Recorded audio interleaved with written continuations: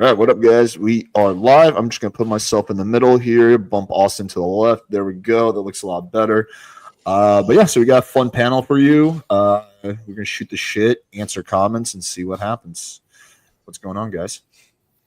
Nothing much, man. How are you guys doing? Very good. Michael, did you watch my video on the fucking Justin Baldoni versus... I lost audio. I had to switch audio sources. Let's do audio... AirPods. I did a whole video on Justin Baldoni versus Blake Lively, and I spent like hours researching it because the story's a bit complex and like putting everything together. And that video absolutely 100% fucking bombed, and I was super annoyed by that. No. Well, you know what? The funny. Okay, so what was your conclusion, Alex? My conclusion is that I think that most likely, so I think that she's just, I think Justin Baldoni is generally in the right, ignoring the fact that he's a male feminist, which is sus. It seems that like basically she had the bad idea of promoting her vodka brand and her hair company during the promotion about a movie about domestic violence. She got bad media, rightfully so. And instead of taking accountability for her bad decision, she decided to blame it on Justin Baldoni.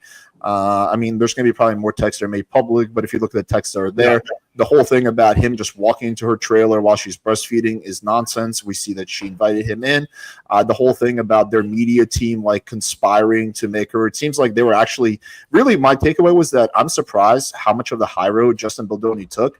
If this fucking, like, it is insane what happened. He wasn't allowed to go to his own premiere, and he didn't even get to, like, she got to do the final cut for the movie. That never, ever happens. Like, the producer and director always gets the final cut, or the studio, never the one of the actresses. And the fact that she was able to literally, and the fact that the editors weren't even allowed to see the final cut is insane and very, very rare.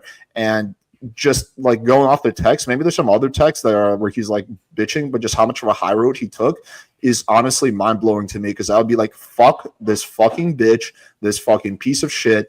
I would be so much more pissed off if I was in his shoes, unless there's something I'm missing. Yeah, no, I've seen stuff on both sides. I don't know who's guilty, and I've said this from the beginning. My problem is a male feminist who told me to believe all women has been charged with sexual harassment. That's my only point. That was my only point. And that our traffic was being pushed to him. And regardless of what you think of him as an actor or director, he has terrible advice for men. And that was deliberate. So this whole situation, if he actually did commit sexual harassment, that's terrible. If he didn't commit sexual harassment, that's actually worse. Okay, we're getting an echo. We're getting an echo. Hang on, let me try to fix it. If you got AirPods, that'd be great. I do not. Okay, I can switch over to. Wait, was it there the whole time? No, it wasn't. Yeah.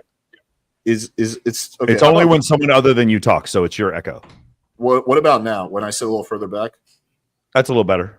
Hold on. Wait, can you guys hear me? Okay. No, I don't hear anything. Dude, in the future, just wear AirPods. And then the audio goes through your ears. Yeah, because of my computer, I need the different headphones. I need to order them.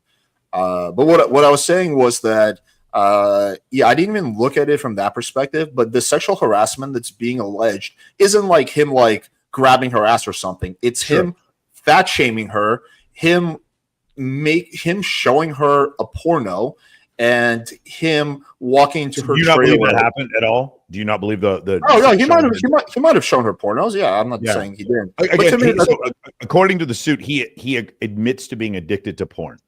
But my point, dude, I don't know. I wish both of them nothing but the best. My whole thing is a man who a good-looking male model actor who's addicted to porn should not. This is not. I don't take this lightly. They should not be giving men dating advice ever. When you have men 9 times as likely to take their own lives, that people like him are the problem. They should not be giving dating advice. And he was. And then one of his piece of advice is, let's get in this locker room talk. Let's do what we can to protect women. And let's believe women, even when their belief system is different from our own. And then she came out and said that he sexually harassed her. And then all of a sudden, the story's changed. That's my point. Ironic. Yeah, it's ironic. I don't think it's ironic. I think we should expect more like this. That's the point. I don't think it's ironic. I think it's inevitable. I just don't think he really did anything. Like the context for the porno would matter. Like if they're joking around, like you can like be like, hey, you want to see this shit? The girl's like, ah. Or you can be like, yo, this is, and the girl's like, yeah, I want to see that. Like, it seems I don't like know. I have one of my closest friends is a female who works for me, and I would never show her porno. Like, I don't know about the context for that. That's just me. I don't know. Sometimes when I'm driving with my girlfriend, I just blast porn when she's on the phone because I want to fuck with her. But That's yeah, if it's Yeah, an but also audio, your girlfriend. that's This is someone he's Also your working girlfriend. with, you know. yeah, I know. I'm just fucking around. I say that. Yeah, I don't it's know, a weird but I thing. guess we'll But see more. I did want to say one thing about this, though. Sorry if I'm talking over anybody. Am I talking over everybody? Okay. but This is pretty consistent. I've seen a lot of people like Jonah Hill and Aziz Ansari. These are guys who are very into the space, by the way, very into the space about respect women, of their being very conscious, usually very progressive leaning. And a lot of these guys are getting in trouble. They turn out to be hypocrites.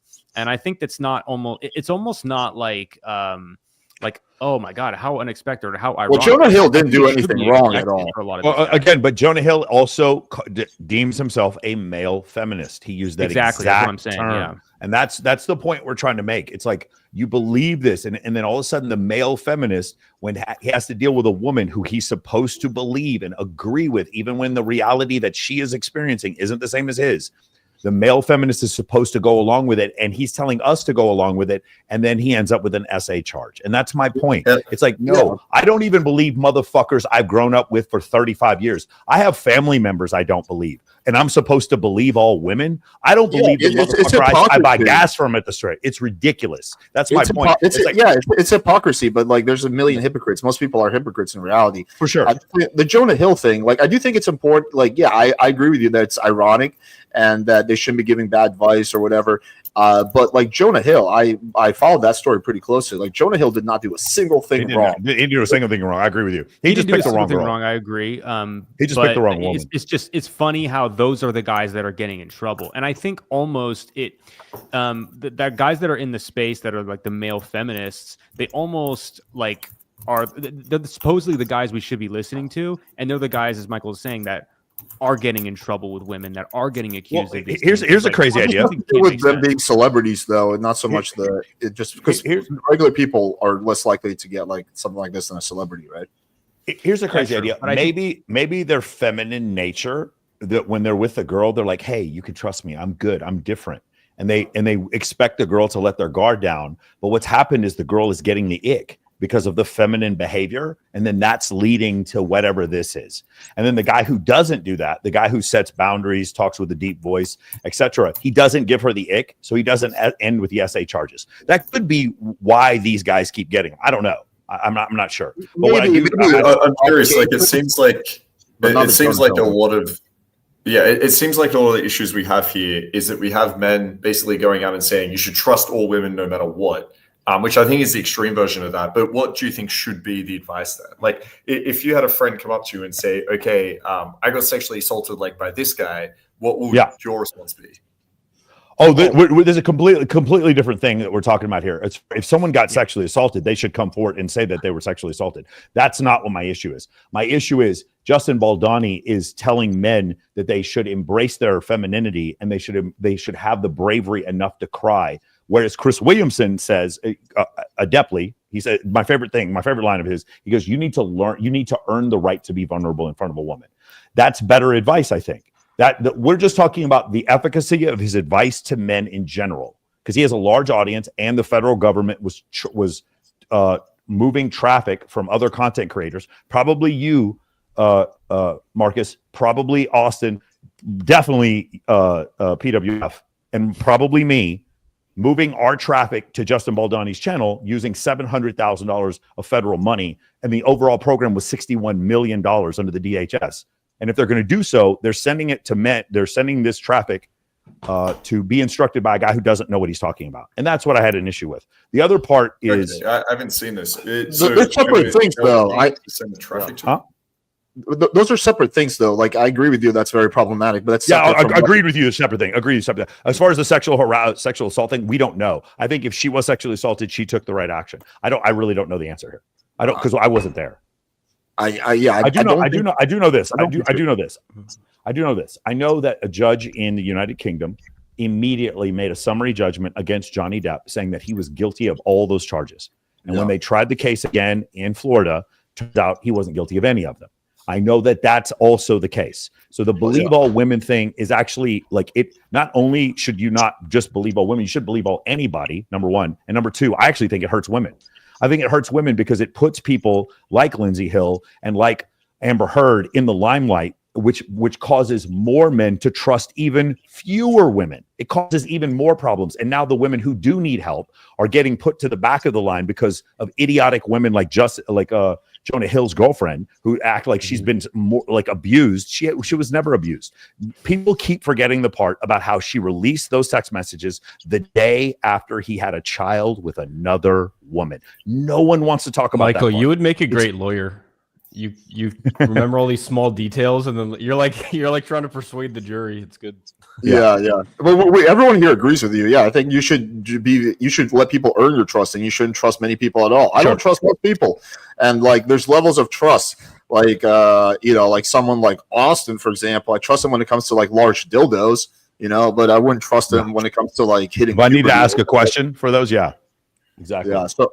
But yeah, I mean, I think we all agree. If I need puberty blockers, I'm going to come to you guys. Obviously, Marcus, to answer your question, like if a female friend of mine came to me, I would obviously show empathy. But I think it's a difference between it's a random girl or like a female friend. Like generally, I am pretty selective about who I'm friends with. So let's just say it's like a random girl, like a acquaintance or something like that, who I barely know, says that she's actually assaulted. Obviously, I'm not going to like cross-examine her, right, and be like, yeah, okay, when did it happen? But I'm not going to like take what she says to heart and automatically believe her. Like what is a shame though, this is something I do know women who've legitimately been sexually assaulted. I think it's a lot more common than people make it out to be. Every single one of the women I know who's been sexually assaulted did not go to the police. And okay, so that's a great point. So because I live in Las Vegas and I know a ton of, I just go outside and I see sex workers, strippers, fucking cocktail servers, whatever. And because I host the 3 biggest bikini competitions in the world, the one at Wet Republic, Swimsuit USA, and the one at Paradise Challenge, what happens is I've seen several girls actually get assaulted. And the first thing I tell them to do is, would it be possible for you to go to the authorities? I can't go to the authorities if she won't. That's the main issue. And so what happens is because she won't, often then there's this doubt, oh, well, why are you going to the authorities later? Or you just made this up now? Or why are you going to, like with the Bill Clinton situation, why are you going to the authorities 20 years after the fact? Why is that thing happening? And so it becomes very difficult. My whole rule is this. If we have someone who's in the group, like so I do a photo shoot and I have a guy who comes and a girl says he was acting inappropriate, not sexual assault. Sexual assault, he's never coming back. But if he says, well, he acted a little creepy or whatever, I'm gonna have a talk with him one time. If I have more than 2 girls say that he's done this, he's just gone. I'm gonna just not give him the benefit of the doubt after that. If 3 independent girls are telling me that this dude has locked the door, hey, come give me a hug, try to get the girls nude when they weren't trying to, then I'm gonna get this guy. He's creepy. He's hurting himself, but he's also hurting my photo shoot, and so I don't need him there. So that's how I would judge it. But usually, like we just had a girl at one thing I did outside the country. One of the workers at the hotel broke into her hotel room, tried to sexually assault her. This girl she's actually a state championship wrestler. And she fought this guy. Even as strong as she was, she barely got this guy off of her. She had the bruise marks. I saw them. I absolutely believed her. And she's like, I'm afraid to go to the police because the cartel works out here. So that was that type of situation. But you can't really do anything if she can't do anything, which is what makes this so difficult. Yeah, well, that's what I'm saying is that it's unfortunately the majority of women, at least from my experience, that get sexually assaulted don't go to the authorities. And, they have their reasons. I understand, like, their logic. But it is a shame because the guys who do it kind of get away with it. And then to confound the issue, you have women, some percentage of women who make up this kind of shit, which also does a massive disservice, really, to women who actually have been sexually assaulted. So now you have, basically nowadays, especially in the manosphere, like if any woman says she was sexually assaulted, and this is going to include me too, we're all just going to be initially somewhat skeptical right away. And that's just because there's been numerous cases of women making it up. But the reality of the matter is, I do think that sexual assault is highly underreported. Just because, again, I've known at least a dozen girls who've been either full-on sexually assaulted or raped, and not a single one of them went to the police. I think it's underreported with police. I think that's the point I want to add. Oh, sorry, you go, Lloyd, and then I'll jump in. Yeah, so I was just going to say, I think it's underreported tremendously with the police. But there were some crazy stats going around years ago that I researched where it was like, it was saying how like 1 out of 3 or 1 out of 5 women have been sexually assaulted, on campus. And if you look at the questions that they asked these women, it was like, have you ever kissed someone and you didn't really want to kiss them? It's like, well, okay, that's a lot of people. Yeah, that was an sexual over assault, exaggeration. You know what I mean? Yeah. So like sometimes they're over reported with the stats. Yeah, I'm just going off my my personal own experience of personal like experience. women who I know who like actually like were either just like full on rape, even take those, like that. Yeah, just the ones I know. Just none of them reported. And I'll always ask like politely, like why, and usually it's like I just didn't want to relive it. I didn't think people would believe me. I just wanted to put it behind me. Usually that's like the reason is something like that. But we can move on. Well, no. I do think it's an important topic. Well, can I say something real quick? So I got so much lag. Go for it. Go ahead. Okay. Yeah, So here's the thing. No, you talk first. All right, just go ahead, Marcus. There's a photographer here in Las Vegas. He knows who he is. He fucking shoved me at a party the other day. This dude has raped 5 girls I know. And I keep telling everyone about it. And after the 5th girl I've told, they just run back to him, these girls who he hasn't assaulted. And they're like, Michael said this, this, and this. So I don't say shit anymore. I have told numerous people. I've tried to get people to go to the police. 5 girls independently have come to me about this piece of trash. And this guy comes up to me the other day. He makes friends with my ex. He tries to shove me in this party. He gets kicked out of the party because of it. And it's like, there's no winning. If the girls don't go to the cops, there's nothing we as men can do, period. There just isn't anything. I'm not going to wait for this fucking guy to come out of his house and beat his ass. It's just one of these things where like, this is cut dry. I absolutely know this guy did it. But what he does, Michael, why do you not reveal his name if he's like fuck him? Because it's slander. It's defamation if I do it because I can't prove it. I get in trouble, so I can't. I'll tell you the 5 girls' names, but like it's slander, it's defamation. Anyway, so the issue is, I've gone to girls individually, because I'm accusing him of a crime, and because that I have no evidence, then it's he can sue me for damages.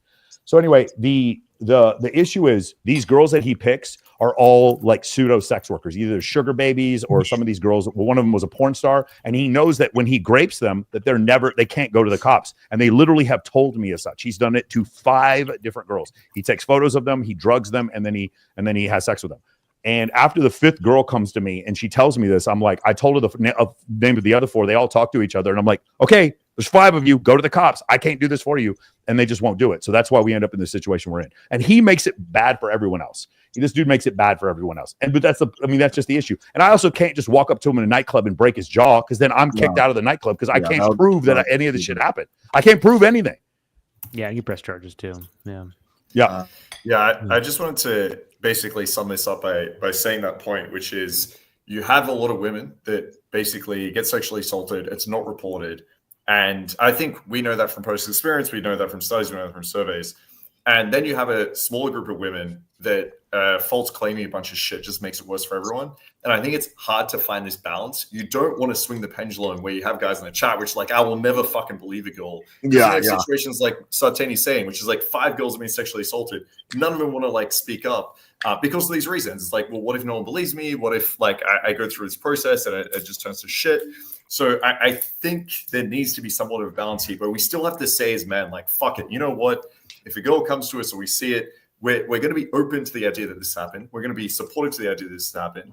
But at the end of the day, I feel like there needs to be some consequence to these girls that are doing these false claims, which again is really difficult because then if you put punishment on people that false claim, people are going to be more unlikely to come forward. So I think it's really hard. We just can't like swing to either side and say, fuck all women, they're all lying, or that we should just ultimately believe every woman and just like lock up every man that is like talked about. So it's a tough one, but So the only crime right now is if a woman is falsifying police reports. So if the woman does not go to the police and she just talks shit online, the only thing is civil, is defamation. There's no criminal.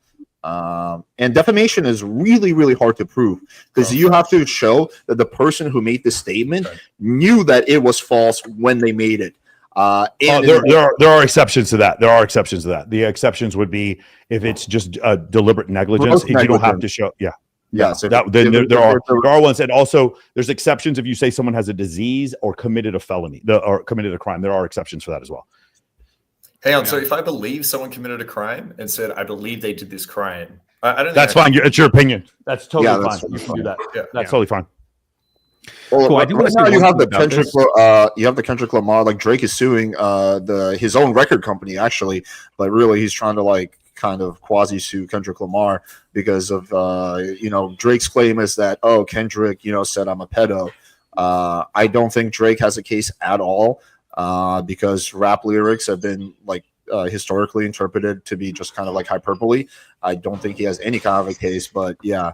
It's like interesting, but basically he's suing for defamation, right? Because he's saying that like, he said I'm a pedo by my pedo. There's damages.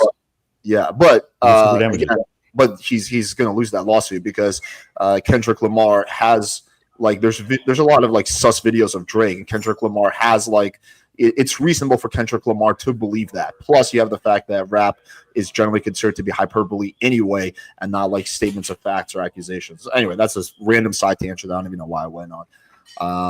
But yeah, anything else on this topic before we I did want to say one thing about this actually really quick. And I think it's important to point out, like, so in these cases, like with the Justin Baldoni, with the Jonah Hill, and like I think Jonah Hill was a perfect example of this. Like Jonah Hill, on the face of it, didn't do anything wrong. So why would this woman spend so long like going after him and going through the whole process of like exposing herself and honestly making herself look like a huge fool just to ruin this guy?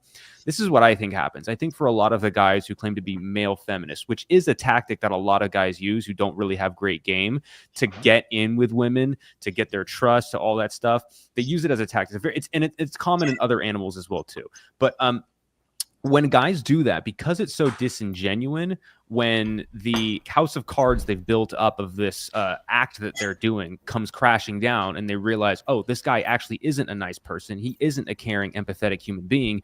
He's just a narcissist. They get furious. And it becomes even worse when you're a celebrity in the limelight for this. So like Jonah Hill had this whole documentary with this therapist where he's talking about his issues and he's pretending to be all empathetic and everything. And she's seeing this and she's probably hearing how Jonah Hill's a great guy and he's doing all of this great stuff. When women hear about this stuff, they get furious and they do everything they can to ruin your reputation because that's not their reality. So what if anyone who's watching this, wants to protect themselves from getting in trouble with it, the idea is you show up how you are and you don't try and lie or pretend or use favors or do the whole like sleazy nice guy, male feminist, white knight tactics to get into somebody's pants. That's really the long and short of it. If you are who you are from the get-go, it's very difficult for you to get in trouble. I've never seen that happen in my own life. I usually see guys getting in trouble mostly when they pretend to be someone they're not. Yeah, I think everything you said is true. I remember one time I kind of made a whole video on this story, but to make a long story short, met up with this girl, didn't look like her photos, was like 40 pounds heavier. I met her in the like right outside the lobby of my building, like lots of people, cameras, everything. I saw her. She was like chubby. I said, "Hey, I'm sorry, I'm just not feeling it. Thanks so much for driving out." Was polite. She said, "Okay." Then like starts blowing up my phone, saying that I raped her, that she's gonna go to the police, tell them that her vagina's bleeding, like all this crazy fucking shit. But that happened to you? Yeah, that happened to me. This was about a year and a half ago. And she keeps saying that it's your word against mine. I'm like, bitch, you just texted me this. I can just show them the screenshots.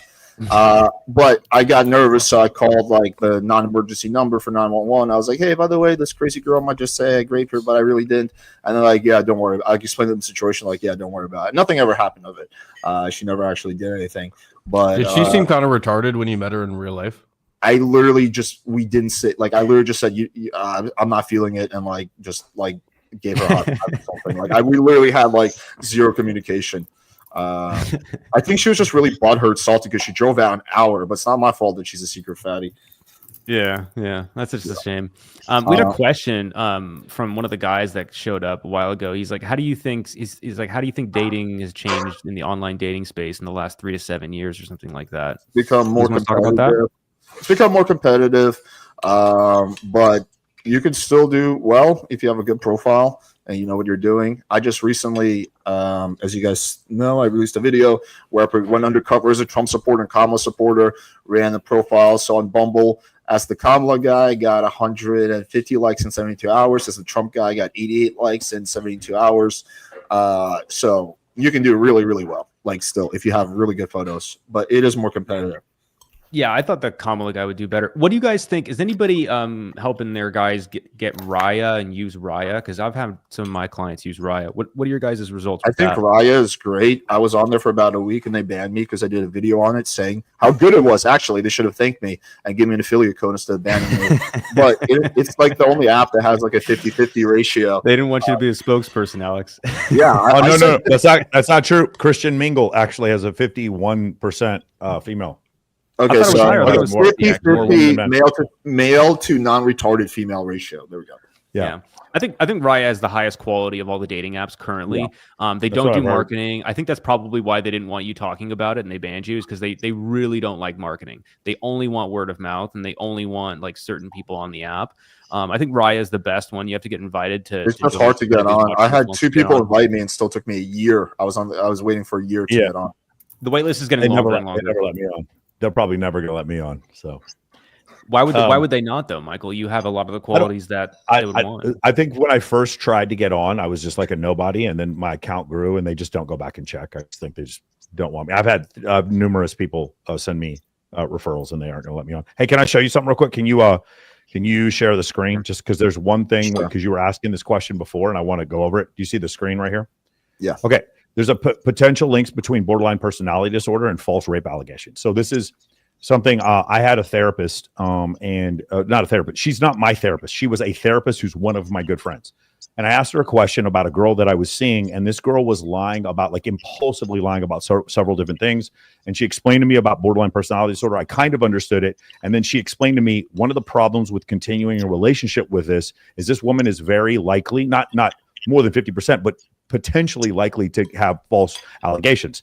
And then, so if you read here, it has to do with fear of abandonment, impulsivity, emotional deregulation, and revenge. This is a big one. Revenge or attention seeking. In some cases, false accusations may stem from motives such as revenge or perceived slights or desire for sympathy. For those of you who don't know, borderline personality disorder is based in abandonment. So people feel like this incredible necessity to like go nuclear against people because they think they're going to be abandoned. So the research findings, studies have noted individuals with personality disorders, including BPD, may be overrepresented among those who make false allegations. Represented a study of the emotional instability. Intuitively, all of that makes sense. I would expect that. Yeah. So this is one of the reasons why, like literally in my course, I go over cluster B personality disorders. It's one of the parts of like the more advanced part of my course. I require my clients to read Walking on Eggshells, which is a book about living with people with borderline personality disorder, but it's more about identifying it.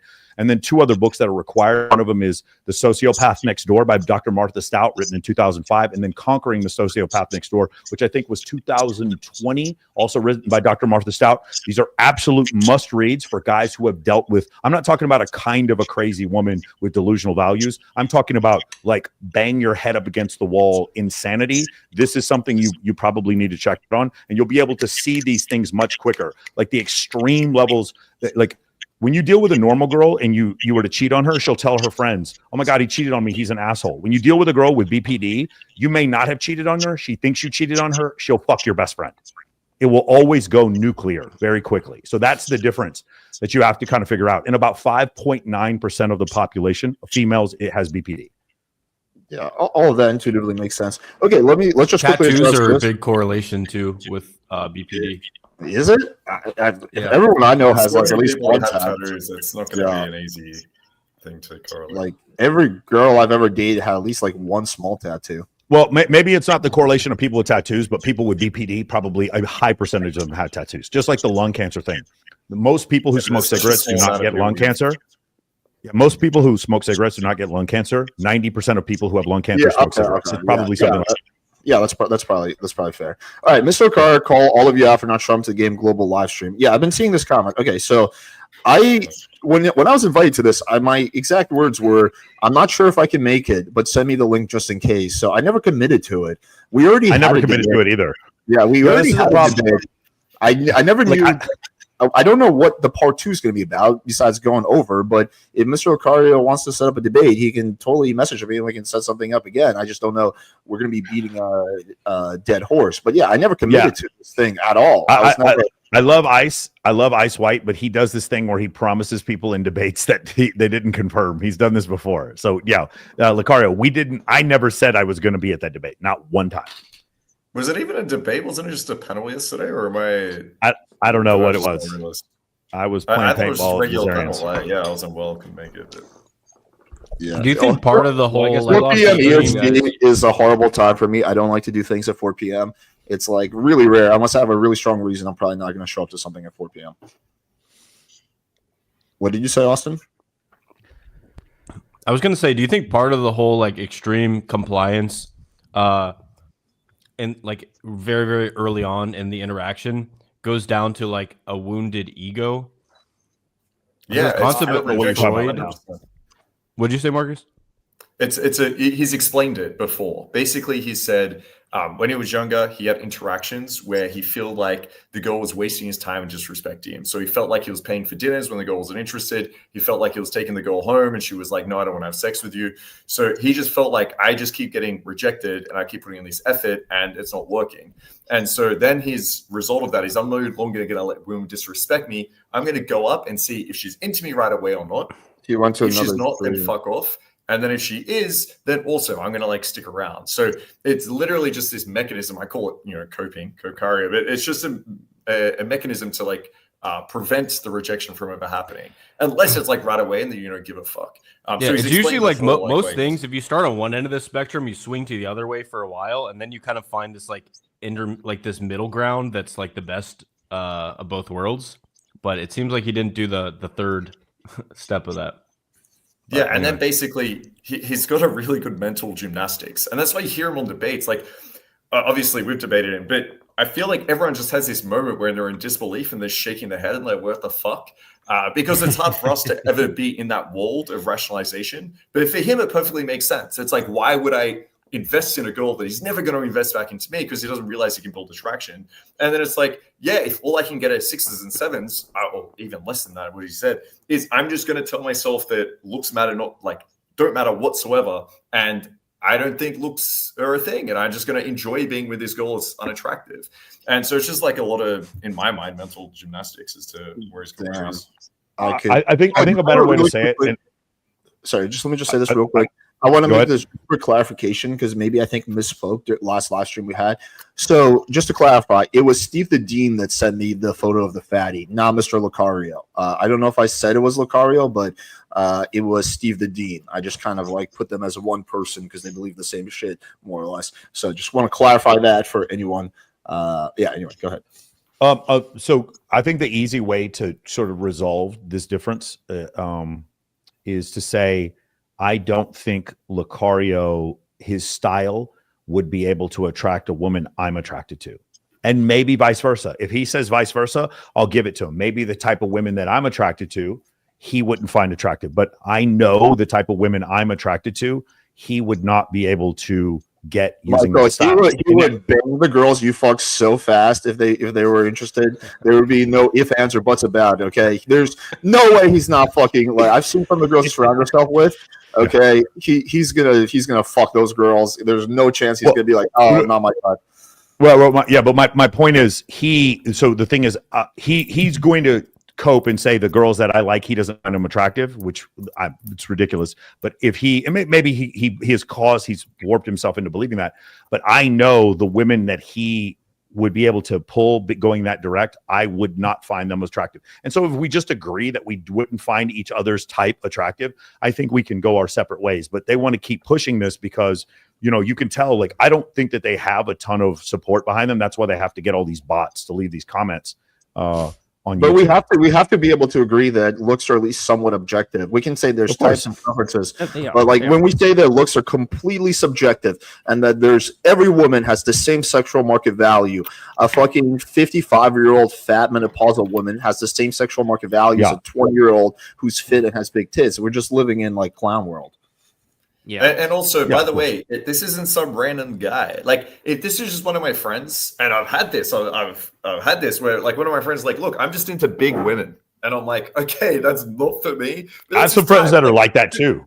Do your thing, bro. If you like big women, like, awesome, incredible, do it. But if he turned around and said, and I'm going to try coach men on how to get the girls that they want, and I think this is the best method, and this is what we're going to do.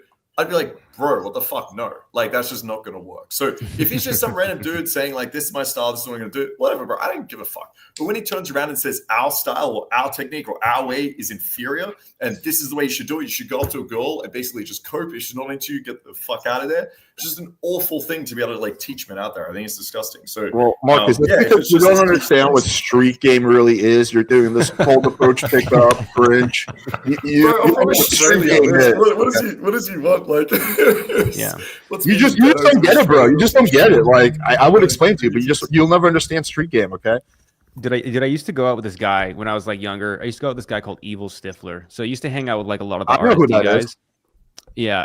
I mean, we would go out all the time, and like picking up a girl on the street, like that was his bread and butter. Like I've seen him. So one day he went out. It was like a Wednesday, and he went out and he brought home like 4 different women and fucked him in his place just by cold approach, just by doing that off the street. So this guy was an absolute champ at that. But I threw a party one time, and I brought him around some girls that I knew that were like, you know, that he probably wouldn't have been able to pick up off the street, and they fucking hated him. It was like the biggest bomb I've ever seen. And so it's like two completely different environments, right? These guys are hanging out in different environments than Michael Sartain you're hanging out in, or probably most of the guys here. So it's a different environment, requires a different set of skills, and it's a different goal. And that's, I think, the end of the day is they're never going to understand our side, and we're probably never going to completely understand theirs. I mean, I understand their side. It just seems like it's cope. Like I understand like why they say the things they say, but I do agree with Austen. I think it largely comes down to an ego thing, like a defense mechanism. But yeah, just my 2 cents. Yeah, mostly a cope. You want to do some questions? Yeah, in my view, us men need to take responsibility for creating an environment. And in my view, us men need to take responsibility for creating an environment where both male and female needs get met. Right now, society rewards masculinity. That's why women are trying to become men. Well, most women are not trying to become men. It's like a fraction of a percentage. In my view, I think it's encouraged by society, though, heavily. For a woman to transition to a man? No, to be masculine. They're encouraging women to be masculine. Get a job. Be independent. Be the boss. You know, all that. Yeah, that's true. Yeah, boss your husband around.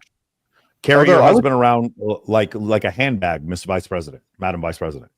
I would say like not every single part of that is bad, just some of it. Like I think it's like I personally prefer to date women who have jobs, careers. Like I don't want my girlfriend to just like LARP around the house all day, do nothing, and I have to pay for all her shit. Like I would prefer a woman who has a job, a career. Yeah, I agree with that 100%. But I also think it's important if you want a relationship. This is just what I've seen, and this is just my opinion. Most of the relationships that I've seen, in it also among same-sex couples, there is a strong masculine presence and there's a strong feminine presence. You have to have both in a relationship, because if you have 2 masculine forces in the relationship, then they repel each other. But if you have a more masculine force and a more feminine force, then those 2 can come together. But the problem is that because they're pushing women to be more masculine, and then they're also saying, hey, men, you need to become more feminine to accommodate this. And the men are like, fuck that, I don't want to do that. It's becoming harder and harder for men and women to come together in some sense. Currently dating in Toronto with modest success, 1 date every 2 months. I don't know if I'd say modest success, but mild success. Considering moving to South America for better results, should I stick it out here, explore opportunities abroad? I mean, I think that a lot of it depends on like your situation, like your job. That's a huge factor. Are you able to work abroad or not? Like if you have a job that you have to go to, quit your like 6-figure job to like move to Latin America, probably not. If you have a job where you can work remotely and like there's no one that relies on you, and maybe you don't really have that many friends in your city, then that could definitely be worth exploring.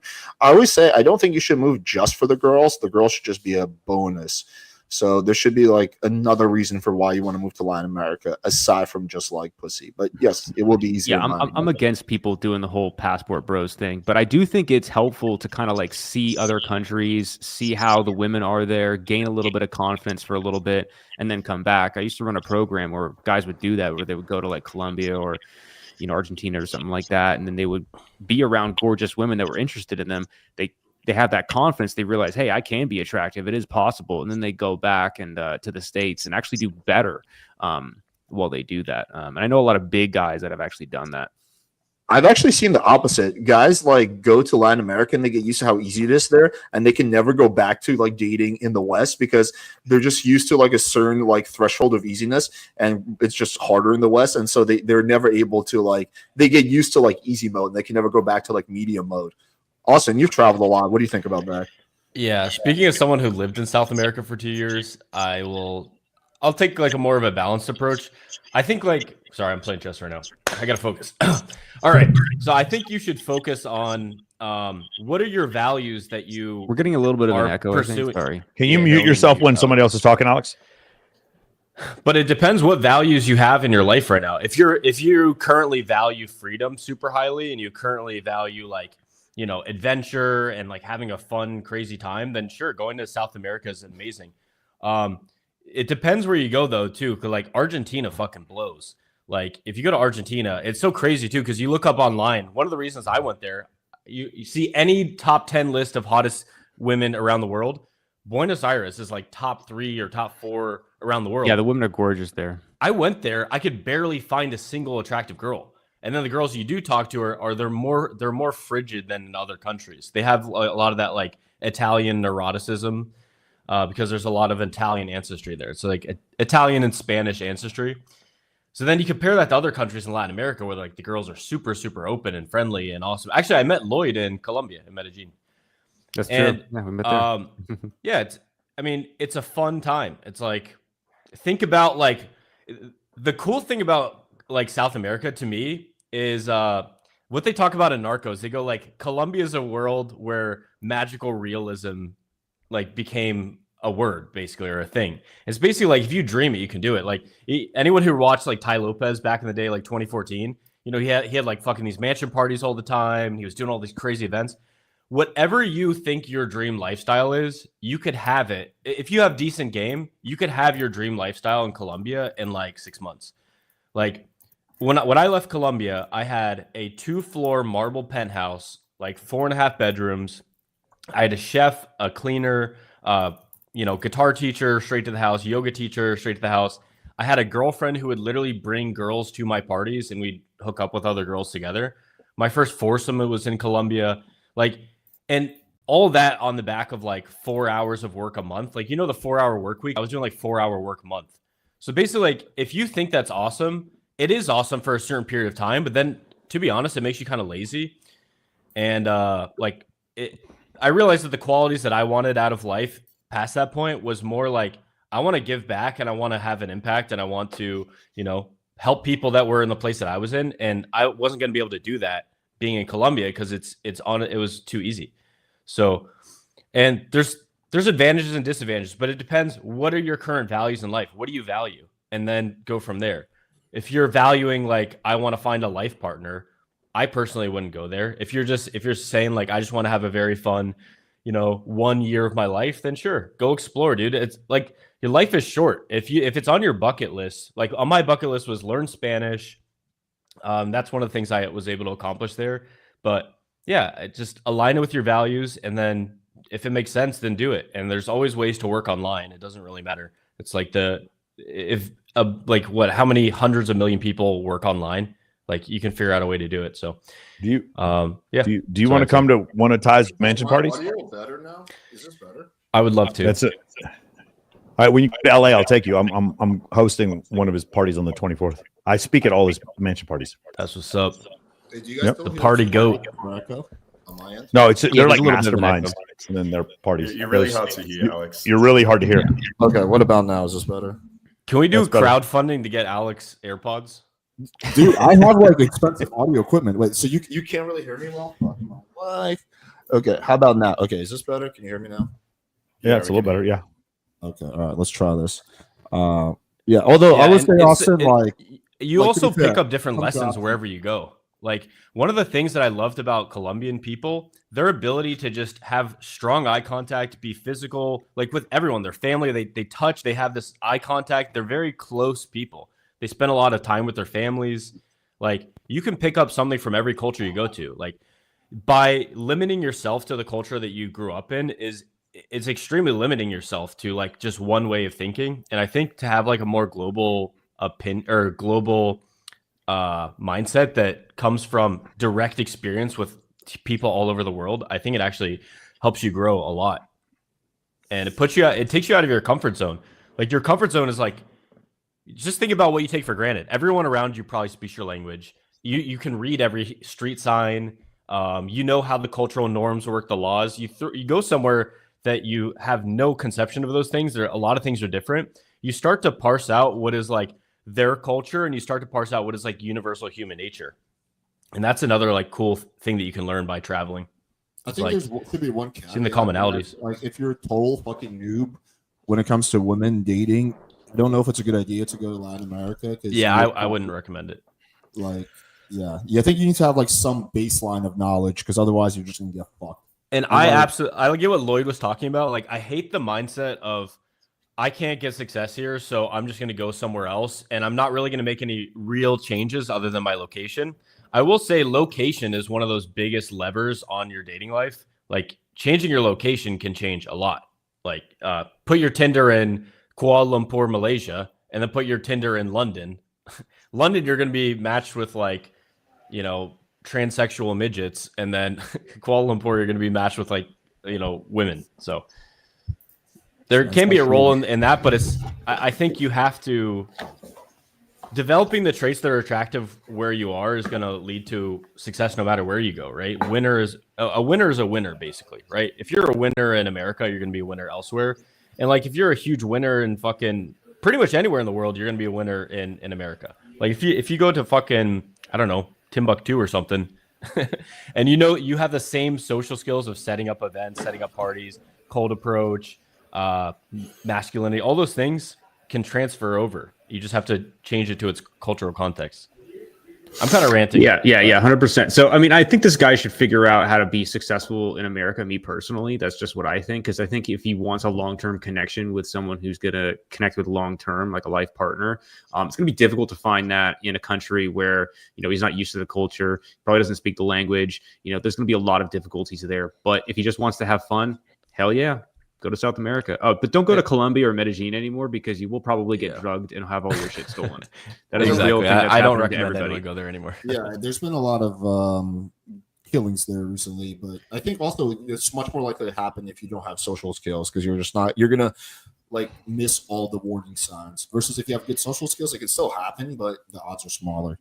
It's kind of the mass if you don't have game, like the likelihood of you getting duped is pretty high because you'll get a girl who's hot that wants you to meet up with her to like a bar or her hotel or some shit like that, and you're like, oh fuck yeah, I'm getting laid, and then you wake up 12 hours later, your shit's all gone, maybe your kidney's gone. Like there's a lot of bad stuff that happens. If you have game or you don't have game. I'm sorry? If you don't, because you can't tell the difference between real attraction and yeah, that's true.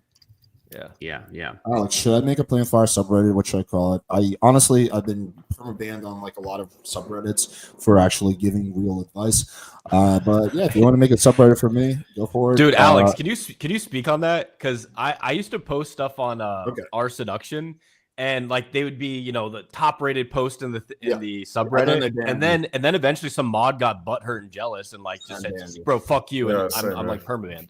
Yeah, that happens to everyone. That happened to like Simple Pickup, RSD, me, you. Let me break it down like this. Okay, I'm going to try to be polite here. The mods, these dating subreddits, especially our seduction, are run by the biggest faggots on the planet.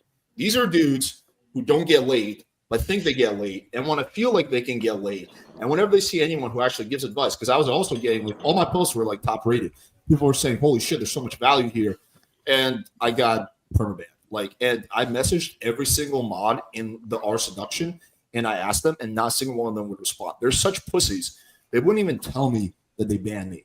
Right? It's just such pussy shit, and like this has happened with actually several accounts now. So it's just a bunch of losers, just a bunch of nerds. All the advice on there sucks balls. And anyone real who comes in and gives good advice gets banned because these guys are faggots.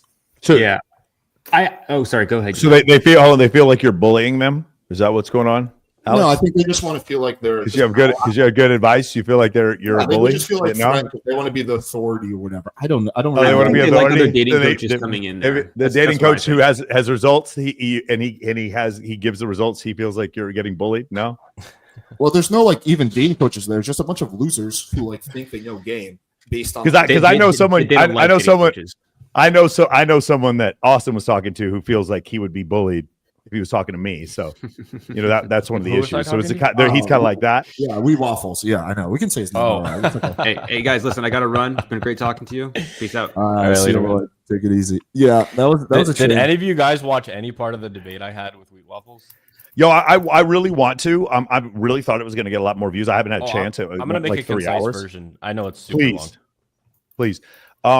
The thing is, I'm just like the idea that he wouldn't want to debate me because he thinks I'm a bully. Like the problem is, and I'm trying to be as non-critical as possible. When you aren't masculine, then people who stand up to bullies look like bullies to you, and that's his situation. I'm here to try to benefit men, and he has created like a victim, a warm bed for victims, and that's why he has so many followers. Whenever he has to confront other people, then it's like people who try to argue for astrology. Whenever they have to debate against other people, logic makes their whole argument crumble. And so, in order to combat that, everything I'm saying is a lie, and then therefore I'm a bully. There's no evidence of me ever being a bully anywhere on anyone else's program whatsoever. And if we were to do a debate, all I would do is bring probably somewhere between 20 and 50 different articles in evolutionary psychology confirming that what he is saying is not true. I wouldn't even bring up all the photos of me with all the fucking girls and all my clients who are shorter than him. It can be disproven. Looking than him. It can just be disproven with the data. Yeah, I'll just use data. And he started and to when I tune did out of the debate right when I got to this part where I was I basically found the study kind of clutch like the night before, and it's called Fatalism and the Risk of Adolescent Depression. It basically shows that if you have higher fatalism, which the black pill breeds, it essentially says it's over for you. So you have a fatalist attitude that you can't change your outcome. It increases your risk of depression by 13 times. Yeah. And there's another study that found the exact causal link between them. Fatalistic determinism, so basically the idea that you can't change your outcomes, leads to lower self-control. I can't do anything about it. I'm not going to control myself, which leads to lower resilience and higher depression. And if you look at depression, depression has all these other negative offshoots.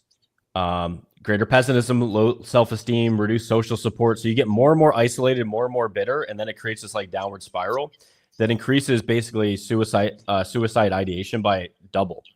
So basically, if you're he's going to blame all that on the women though. But he's going to blame all that on the women. It's the women's fault. In the debate. And of course, because I think if you realize what that content does to men and their psychology, you realize that it is scientifically proven.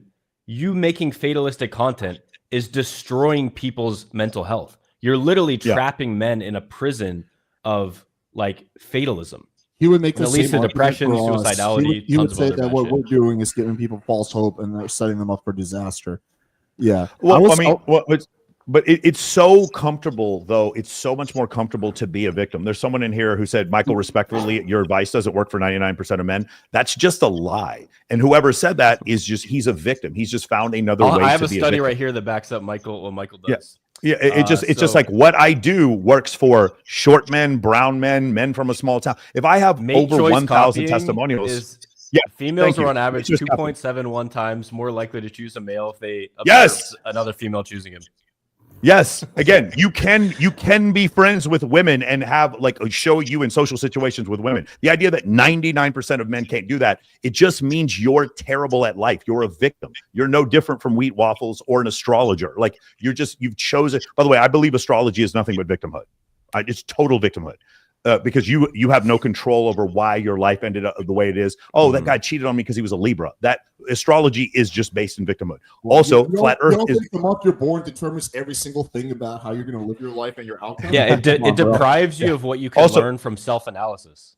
Yeah. Also, flat Earth is also a derivative of victimhood. Dude, flat Earth is it literally is the perfect analogy for black pill. You know, flat Earth is a mistrust of institutions of science, and that actually hurts those people in their day-to-day life because they get bad health outcomes. They don't even use GPS because they don't even believe in satellites and stuff like this. It fucks up their day-to-day life. And the same thing, black pill is a distrust of self-improvement, and that leads to a whole host of issues in their entire life. Here's my take on. Go ahead, Michael. Yeah. Yeah, if I watch Marcus or if I watch Austen or if I watch you do well, and for me, a lot of times my content triggers people because I have so many Indian and Asian clients and so many clients that are like under 5'9" that do well, it triggers them. Therefore, it must be false. Otherwise, like the reason why I've done so well in business is because when I met Ty Lopez, my first thought was, okay, what did he do that I could learn from? Same thing when I met Dan Fleischman. Same thing when I met a bunch of these guys. I'm like, what are they doing financial? What is Brad Lee doing financially, or Patrick Bet-David that I could learn from? And then I learned Cole Gordon, Jeremy Minor, whoever. And I would learn from them. Instead of saying, this can't be done, I'm going to say, he did this. Let me see which parts of this I can copy. I have friends of mine that are incredibly wealthy and do very well, but they also beat their wives, do a bunch of cocaine, don't pay their taxes. Okay, so keep that part. I'm not going to do that part. But the part where it's like, I learned how to run meta ads. I learned Amazon FBA. I figure out marketing. I'm going to take the good and leave the bad. Instead, what these people do is there's no way these people can be successful because I'm not successful. Can you imagine how horrible you would be if your entire life you made excuses that because you were short and brown and from a small town, that's the reason why you never got with a hot girl. And then another guy who was in your exact situation got with a hot girl. Your only possible recourse is to call that person a liar or a bully. That's your only, or to have them censored or to report them. You couldn't possibly like debate them on any kind of forum because they would never do that. You know how many times I've gone on spaces and I've said, hey, all you guys are haters. I'm giving you guys a space. You guys can tear me down. I'm going to give you full access, do whatever you want. And they never show up because what I do is I threaten the most important attribute they have, which is their victimhood. I threaten their victimhood. Then they can't be a victim. Then they're not a victim anymore. They're just a loser. And that's very different. Being a victim means you're not a loser. It means that the game was stacked against you. What they are losers. The world's not stacked against you. The world isn't out against you. You're just a lazy bitch. That's what's actually going on. And so instead of admitting that you are lazy and a loser, the warm blanket of victimhood you get to wrap around you, and therefore you are black pill. Therefore, hot women rejecting me, it doesn't matter. I'm only attracted to women who cooperate with me, right? Therefore, the earth is flat and we've been lied to. Yeah, we have different starting points, right? Like for some guys, like their journey is going to be easier than other guys. But yeah, everyone can succeed. It's just, yeah, like I think, obviously this is going to be different for a guy who's like 5'2" versus a guy who's 6'2". But yeah, and I think at a very basic level, almost like people can agree that, you know, it might be harder for some people to have like crazy dating results, obviously. And no one's saying that if you're super attractive, there isn't an advantage. That's like the whole black pill thing is that it's saying that there's no hope for you, basically. No hope. Like the definition I had for it that Wheat Waffles more or less agreed to is it views genetic physical attractiveness as the sole determinant for success in dating relationships. And I asked him to give a percentage of that. He said 98% initial attraction is looks, 95% of sex, and 70% of relationships. He changed so much because he used to, before he had his retirement, he used to say it was 60%, which is why I would say that you're becoming more of a red pillar. But I think the retirement, which he said he's never coming back to YouTube, and he came back totally fucked with his head, is my observation, because he became really weird afterwards. Like me and him, like after we've had each other's like WhatsApps for like years and like just have normal communication. But after he came back, after that debate, he would just randomly, like just once every 2 days, send me like an essay about like talking about how much he hates this thing about pickup or that thing about pickup. But it was completely unprompted. And I would just reply, cool, or I disagree. And then he kept doing it over and over again. And it got to the point where all I would do is I would scroll up and just put a period next to a message that I sent him, which said, I don't know why you constantly keep seeking validation from me. And just like, and then he would just keep like messaging me. Like it became really bizarre. He actually, he burned his bridge with me too when he like kind of implied that my girlfriend was lower value because she was brown. But yeah, he just became like really weird. Oh shit, that's what this is. Oh, so there's like a eugenics component. He's white as a motherfucker. That's crazy. That's cool. So a white British dude. Oh my god, bro! This is just mental illness, bro. This is just mental illness. Let me just clarify: lower dating value, not like lower value as a human, but yeah, lower dating value because she's Latina. Like that's but there is genetic determinism has been linked in the past to scientific racism, eugenics, stuff like that. So there is that component. But I wanted to say that this is one thing I'm going to put in my video. The way to save someone with this type of thinking isn't really by like, I used to think it would just be like, oh, just show tons of proof and then they'll basically get it. But that's actually not the way to do it. The way that's been proven to work in therapy is called ACT, and it's like the 6-part thing. So acceptance is actually the first step for them to just acknowledge the emotions that they feel and just say, hey, these are the things that I'm feeling, and validating those emotions. And then there's other steps, but I don't want to go into all of them. Cognitive diffusion, blah, blah, blah.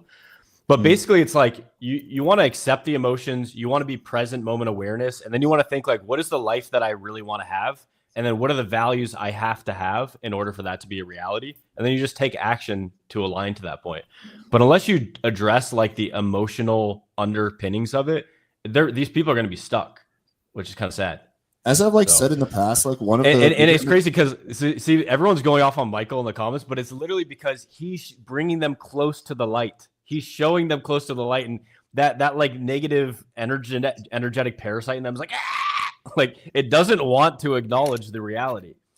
I would say it's not even worth trying to change like most black pillars' minds. There's going to be people that are on the fence because not everyone's super like hardcore. I think there could be hope for them. Yeah, but, the reason why I'm going to make my video on this, I'm going to film it tonight, is there's going to be people who are shown this ideology, and I think all of us should make videos on it. I know Alex has, but people are going to be exposed to this ideology, and you can either pre-frame them so that they don't ruin a year or two or more of their life trapped in this negative mindset. Because like literally people are losing years of their life trapped in negative victim mindset. There's literally no further spot deeper down on that like consciousness thing than shame. I feel shame for who I am because of the way I look. It's unchangeable. I'm always going to feel this way. Yeah, but you can't help someone that doesn't want to change. That's the thing. Is like you can't like if they don't want to. Yeah, if people don't want to change, you can bring a horse to water. Nothing you can do. It's like it's like a form of a victim mindset, and victims are the hardest people to like get through. Like there's many types of victim especially mindset. The smarter they are, dude. The smarter a person is, if they're a victim, they just re-rationalize that part of themselves so quickly, and they have like 20 different like it's like a belief web. It just kind of springs into action, and it buoys that like retarded belief that they have. People like, dude, I literally in that debate I talked about why it's objectively false based on evolutionary psychology, biology, genetic determinism isn't even accepted in science. It's the interactionism is the current scientific consensus. It's disproven by history, and you can just disprove it axiomatically. There's if you consider I made this point. If you consider ugly as 1.5 standard deviations below the mean, that means that there's 6.6% of the population of Earth that's ugly, which means there's 534 million ugly people on Earth. Where the fuck did they come from, bro? Their parents fucked. That's how they made them, right? Their literal existence axiomatically proves that fucking ugly people can reproduce. Yeah. Like at a bare minimum, people can accept that. That is just denying that literally denies all logic. That basically says like logic, math. It can't be. You can't really logic with a victim though. Like any kind of victim, I find. Dude, you remember back in like 2014, 2015 when the SJW stuff was really big, college campuses and all this? They were literally saying that like science is sexist and racist, and like we need to get rid of science. Oh, I don't recall. Like that. When their ideology is so parasitic that it comes up against reality that they need to like change reality for their narrative to function. Like that's how strong these storytelling parts of our brain are. So how do you get motivated to cold approach? I had so much success in cold approach in 2022, but I got lazy down with dating apps. The quality is better in person though. I mean, you could just try deleting dating apps so you have no choice but to cold approach. But I mean, like, I don't know. Like for me, the motivation is like I see an attractive girl walking, and I want to like I find her attractive, so I want to sleep with her. So that's the motivation. Like is just when I see the hot girl. Top two things that come to my head are like you should, if you're jerking off to porn or like not feeling horny, you're probably not healthy, and you're probably watching too much porn. So if you're healthy, you're going to be horny, and that horniness is going to drive you. Like you ever like try to go out and talk to girls when you just like blew like 3 loads versus like if you go out to talk to girls and you have like 5 days in the bank, like it's completely different. You're like a completely different animal. So I think that, and then being inspired, seeing people like us, like going out, watch our infield before going out, get inspired to like see, oh shit, I'm visualizing. This is awesome. This is cool. I have a video called Pickup Motivation you can watch. But yeah, I also think it's really important to have your environment built up to be the kind of person that you want to be. Like if you have people around you that are always going out, people around you doing cool stuff, you're going to be more likely to do those things. So, yeah. What about many cases where guys were accused of rape, put in prison, where it was discovered? Yeah, I've actually looked at statistics on this. You're equally likely to get hit by lightning as you are to be convicted on a false rape charge. There's a lot of people who get accused of false rape charges, but it's really rare that someone gets convicted, where at least where it turns out later on that the charge was false. That's extremely rare. It's a fraction of a fraction of a fraction. yo, what's the best book you guys have read recently? I'm reading 48 Laws of Power now. I think that's a good book. Stand by. I like fantasy though, so my tastes are gonna be different. Oh, I think Sapiens is a really interesting book. Oh yeah. Yeah, I read both of those. I'm reading. Where is it at? I just finished The Blind Watchmaker by Richard Dawkins. I'm about to read A Boys and Men by Richard Reeves, and then The Sad Truth by Gad Sad is the one I'm going through now. And then next I'm reading Blitzed, which is about the all the drugs that the Nazis were on during World War II. Oh yeah, dude, thanks for mentioning Gad Sad last time, because I looked him up and then I found that book, The Parasitic Mind, and it basically perfectly described the black pill ideology, and it kind of helped me win that debate. That's a historical fact that not a lot of people know, is that the Nazis, especially like the Hitler, was so fucked up on so many different drugs. Like Hitler was a hardcore drug addict. There's a documentary I'm going to watch afterwards. Yeah, that was really good. I would highly recommend The Value of Others by Ryan Taraban. He's a good friend of mine. That book is phenomenal. If you have a mind for economics, it's a tremendous book describing how dating works. It's really, really good. It's not dating advice, but it's really good to understand, like from a macroeconomic standpoint, how the dating world works today. Yeah. I need to do a deep dive into that guy, because every time I listen to him speak on dating, it doesn't resonate with me, and I don't really understand why. So an amazing book is The Winner Effect by Ian Robertson. Yeah, it's another great book. I talk about that all the time. Such a good book. That and The Rise of Superman by Stephen Cutler, which breaks down the science of flow states. That was a fascinating book, The Rise of Superman. I recommend that for everyone. Okay, male feminist, speaking of Destiny, got exposed for leaking revenge porn. Okay, that's not exactly what happened. Destiny didn't leak anything. So what happened was that Destiny sent porn to someone, and that person got their phone hacked, or that person leaked it. One of those two. But he didn't do it himself, and he regrets it. But yeah, that's a whole thing that's going on, because now Pixie is saying she's going to sue him.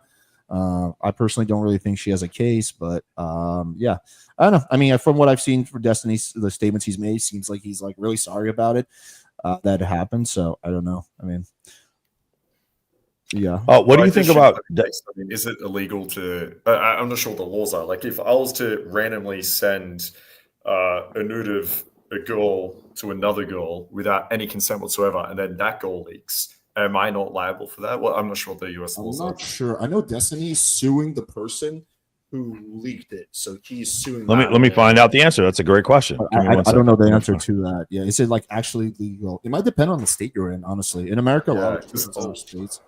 I'm pretty sure in Australia that would be under revenge porn, even though it's not really. I know the intent there is slightly different, but I don't know if there needs to be intent.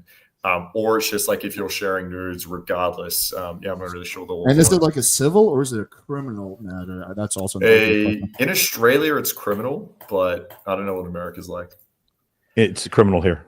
I think it's criminal if it's a felony in California, and it's a misdemeanor in Nevada. Hey, I'm just gonna get your guys. I'm polling you guys basically. So if someone, let's say, hasn't worked on their aesthetics at all, they got some acne, they're not hitting the gym. Like, think about everything if someone just kind of like let themselves go a bit, and they're like a 4, let's say, in attractiveness, how much could they improve? Like, just purely physical attractiveness, 1 to 10 scale, from a 4, just purely on physical attractiveness, if they do all the right things: health, nutrition, exercise, supplementation, positive mindset, quitting vices, all that kind of stuff, aesthetic, fashion, grooming, all that added up. How far we can take a 4? Yeah. I mean, Just pure I think physical losing attractiveness. weight is so important. Most of the guys I see make excuses about this have terrible haircuts. They pick haircuts that are just completely irrelevant. They choose clothes that don't flatter them. I tell guys to outdress everyone else, especially when you're starting. I say when you go out, I want you to be dressed just 1% better than everyone else. Everyone else maybe has a blazer and a shirt on. You might have a vest on, just 1% better. There's just little things that you can do that work out really well for that. And then find clothes that fit you, that don't make your lower body look too big, your upper body look too small, round off your shoulders, etc. Facial hair that accentuates your jaw. There's a bunch of different things you can do. I definitely think you could get a guy to an 8. Some guys a 9. I was looking at this one website where it was just showing all these guys that had this shitty haircut and they just cut their hair, and it was just like the guy went up like 4 or 5 points. It was fucking crazy to see. It just try it first before you make this estimation that there's just no way to fix it. I've just seen too many guys fix it too well for me to believe anything else. And then on top of that, women care about looks. Yes, wheat waffles. Yes, this is true. Women care about looks less than men do. Women care about looks less than men do. Yes, they do. And so it's hard for other people to understand that. So it's like, you not only could you raise your number, whatever your SMB number is, just physically, but the variance is actually lower. Like, women are not going to downgrade you nearly to the point that you would downgrade a woman who's physically unattractive. I think also a lot of these black pillars have never been in a serious relationship because they almost, I think this is the way they see a relationship. It's like, as a guy, you're going to just, the hottest girl that you can hook up with, you're going to date her. There's no accounting for like chemistry or love or shared values. They might say like, oh, she's not a slut. That's plus, that's points. There's no concept of like chemistry or connection. And like the idea is that like if a hot girl comes along, you would obviously leave your girlfriend of 20 years or your wife of 20 years for the slightly hotter girl. Like I just think they've never been in a relationship, so they don't really even understand it. Yeah, I thought this was kind of a cool thing. So just acne alone, like massive, right? If you look at the this is like from Weston A. Price Foundation, the stuff like the nutrition and physical degeneration thing, like traditional diet, like fish, meat, stuff like this, milk, and then the modern diet, like how that just fucks up their jaws and their teeth. And then how do I get out of this? And then boom, just like one attribute at a time. Wow. Wait, Acne, scroll down. boom. This dude, that's Fitness. a fucking crazy transformation. Fitness. Yeah. And like this last one's alcohol. Again, you explaining this, what it doesn't allow them to be victims. It exposes them for being losers. No one should be doing, passport bro shit or complaining about the selectivity of women until you're under 15% body fat. I don't even think you should have that complaint. Yeah, And there's that's so the many issue. levers to pull. Well, But by the way, can I point out one other thing? Wheat waffles. I'm brown, and he's white, and I'm with 100x more beautiful women than him. Well, I mean, you're white enough, Michael. That's how they would look at it. I'm brown as a motherfucker. I used to get called the N-word in fucking elementary school, bro. No I'm brown. way. He's white, bro. I'm brown. Look at the four Michael, of us. what's your Look how how fucking brown I am. I'm Colombian and British. I'm Colombian, bro. I'm I didn't know you were Colombian. Colombian. Is your I'm dad Colombian and British? British, bro. Like I'm brown. For some He's reason, I thought you white. were Italian. I don't know why. No, Sartain? That feels like a no. Italian So wine. Sartain it's a French name, but it's my family's from Suffolk, England. But my okay. mom's side is from Medellin, Colombia. Oh, fun fact. Okay. Chip, I did not know cheerio. that. Hold on, young villain, Michael, you're not brown. 95% Chill. Italian. Like we've gotten to the point where the people in the audience are so dumb. Like I'm not brown, motherfucker. I'm Colombian. I don't understand. I am 6 shades darker than fucking Alex. I'm not. Now they're telling me I'm not brown, bro. This is fucking It's madness, not hard bro. to be 6 shades darker than a super duper Russian Jewish. Michael, that's such a joke. You're also Chad, well connected and judge a bikini guy. This closet homo Drake over here. Like when you see this thing, what he said, you're well connected. That's my point. Being well connected can get you girls. Therefore, black pill. Yeah, Michael wasn't born well connected. Like as far as I know, you didn't come from like some kind of super duper family. You became well connected, right? Is that the case? Like you didn't come from like a connected family, did you? No, I didn't come from a connected family. Hold on. I've never heard a South American call themselves brown. I didn't call myself brown because I'm South American. I call myself brown because I'm brown. Bro, what is wrong with what is wrong with you people? I'm brown. I'm darker than most fucking Mexicans, and you guys are sitting here talking about I'm not brown. This is hilarious. This changes everything. Like the thing is with this podcast is we're trying to keep it all white. Like I thought you were Italian, so it was like yeah. Unfortunately, we're gonna have to kick you out, bro. Sorry. We had the white council. Apparently, but now that we don't make the rules. Bro. Listen, let's just pretend. Also, let's pretend like we didn't hear any of this. Like he's still Italian. He's still Italian.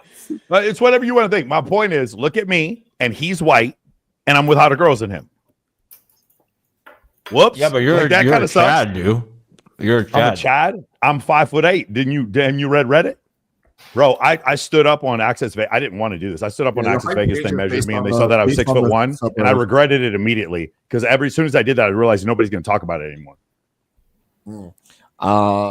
Yeah, the height thing is stupid. Why does Alex promote dating apps to the hottest women not using them? So a few things. First of all, I think you're much more likely to find a super hot. Well, so you're gonna, if we're talking about averages, the hottest girls you're gonna meet through like the shit that Michael does on average. Then second place is gonna be cold approach.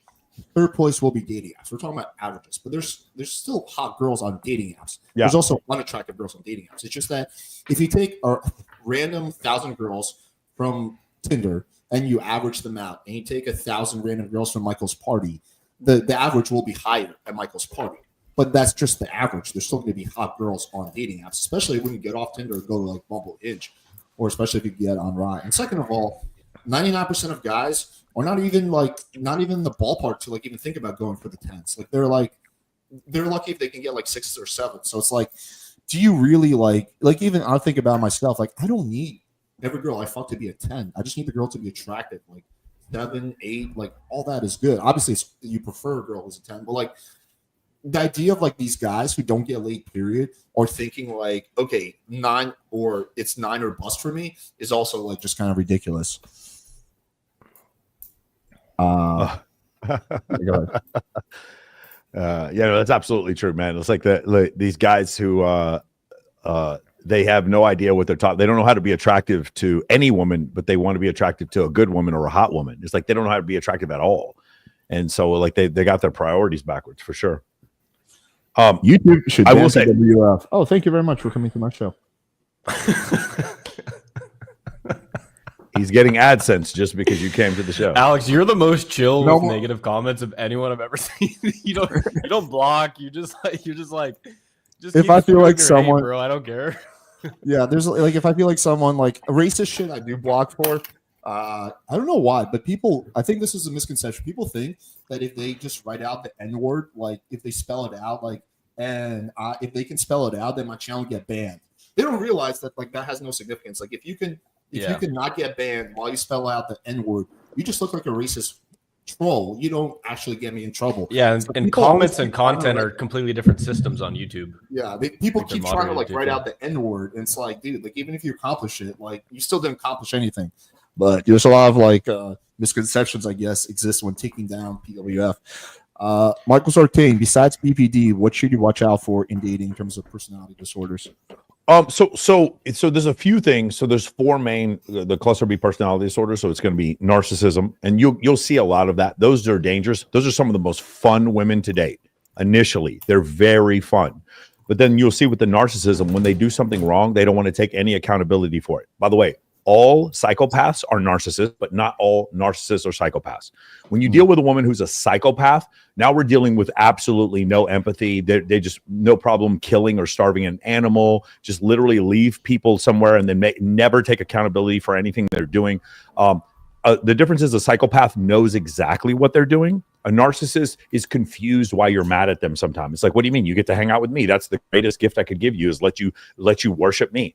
Borderline personality disorder is almost kind of the opposite. It's like their self-esteem is so incredibly low that they actually believe that everyone's going to abandon them. And then the last one's histrionic. Not very many women have histrionic. It's not that common. I look for Martha Stout at the beginning of her book has a really great quote in there. She's like, you're not going to be able to diagnose most people in your life. What you should do is give people 3 opportunities.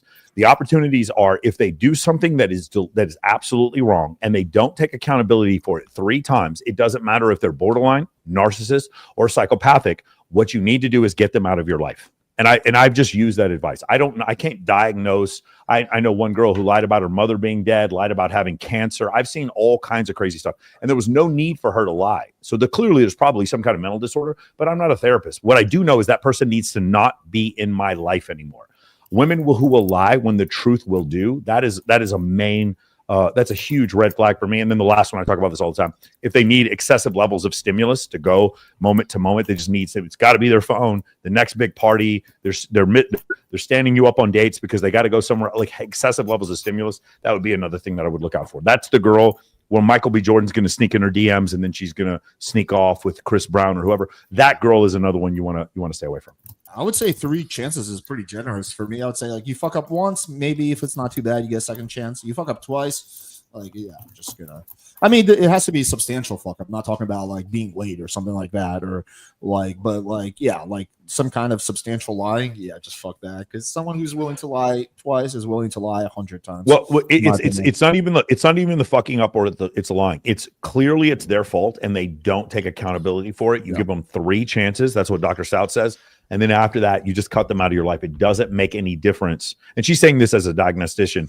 She's not saying you're not going to get to diagnose these people. It's like every woman who her boyfriend left her, therefore he's a narcissist. No, that's not what happened. What happened was you tried to change a man who didn't ask to be changed. He had his own boundaries. And it didn't work out and he left. I tell guys all the time. If a woman cheats on you, that doesn't make her a narcissist. It doesn't make her mean she has a mental disorder. And women, when men cheat on you, it doesn't mean they have a mental disorder. They might, but you're not a doctor. You don't fucking know. But what you do know is what's good for you in your life and what's bad for you in your life.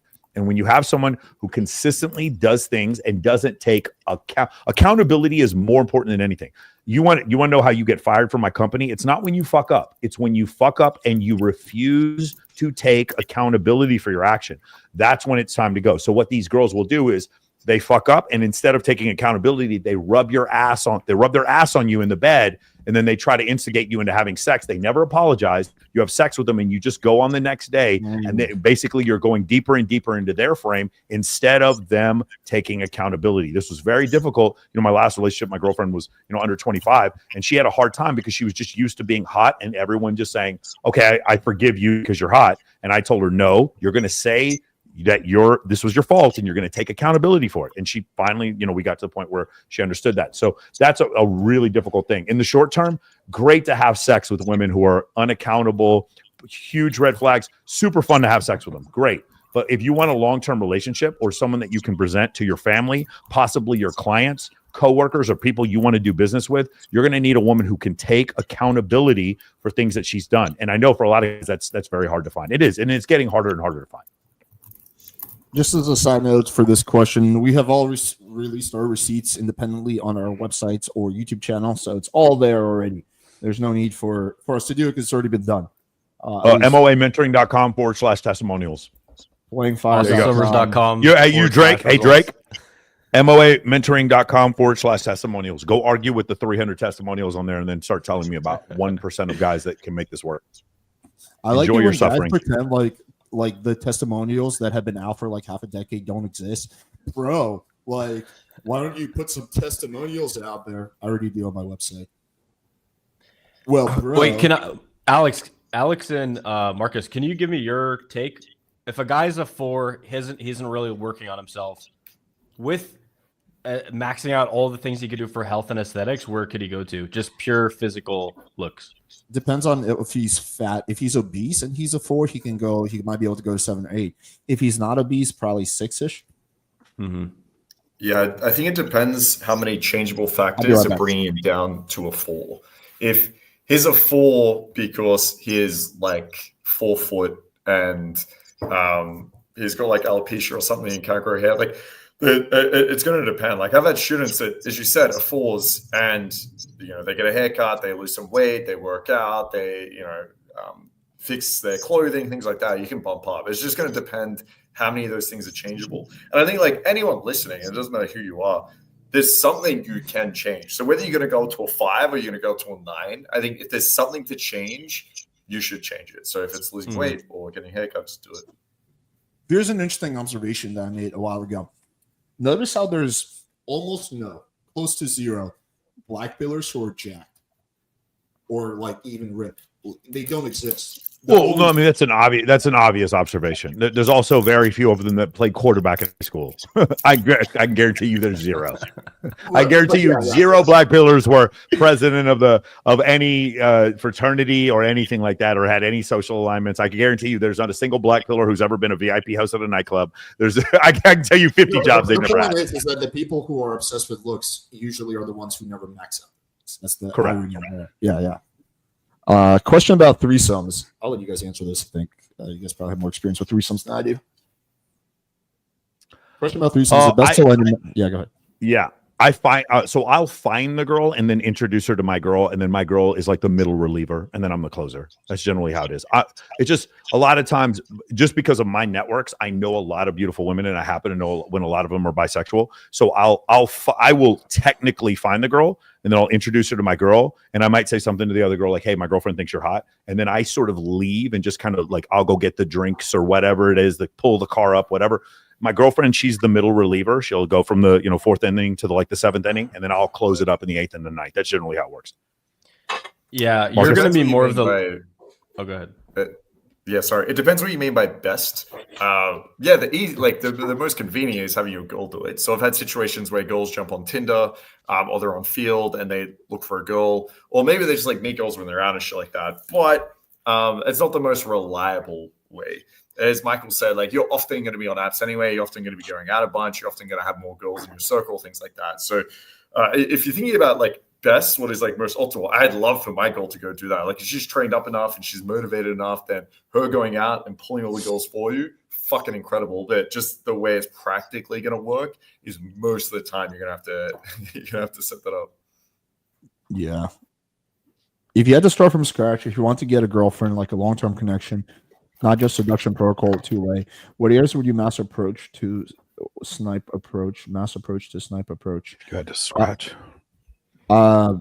Just to quickly clarify, I've always believed that when you want a girlfriend, you still do the initial stages. It's all the same.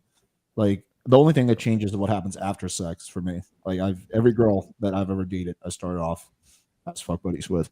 And I think that's I think you need more volume, not less.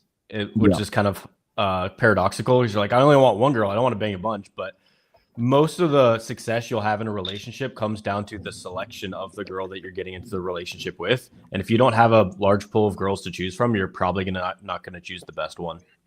Some lessons I've learned is be transparent from the start, be honest, have good communication.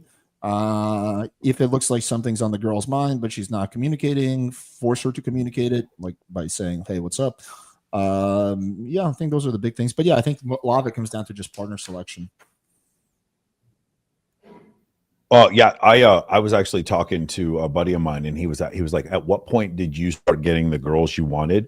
And I had forgotten about this. I went back and like when I was 24, man, I fucked some really ugly women.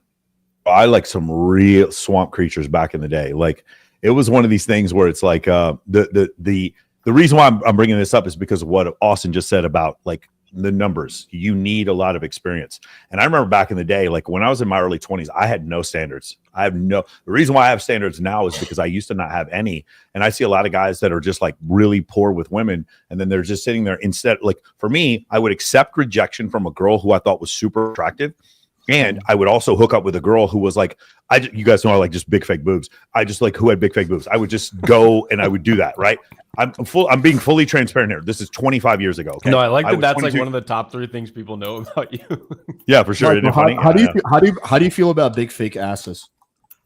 I don't really like them. I don't mind. So if I have my druthers, the actual yet, dude. If I had my druthers, the fat, the liposuction put into the ass, that would be my first choice. Number 2 would be the injections. The actual implants are horrific.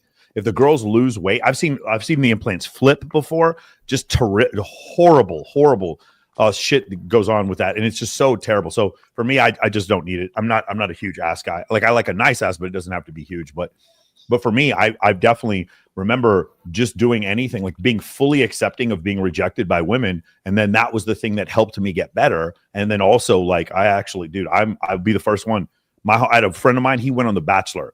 That's how good Bachelorette. That's how good looking he was. And we would go out, and every time the hottest girls would be with him, and I would sleep with girls who weren't as attractive. And I was 21 years old, 19, 20 years old. And I did this, and I just didn't have any standards back then. And I remember, even though I didn't have any standards, I'll tell you, I did get a lot better. And one of the things was, I remember, I'll never forget this girl. Her name Amanda. She was like 32 years old. I was 21, and anybody I'd ever been with my whole life, and I don't regret it at all. And she was not hot. She was not hot.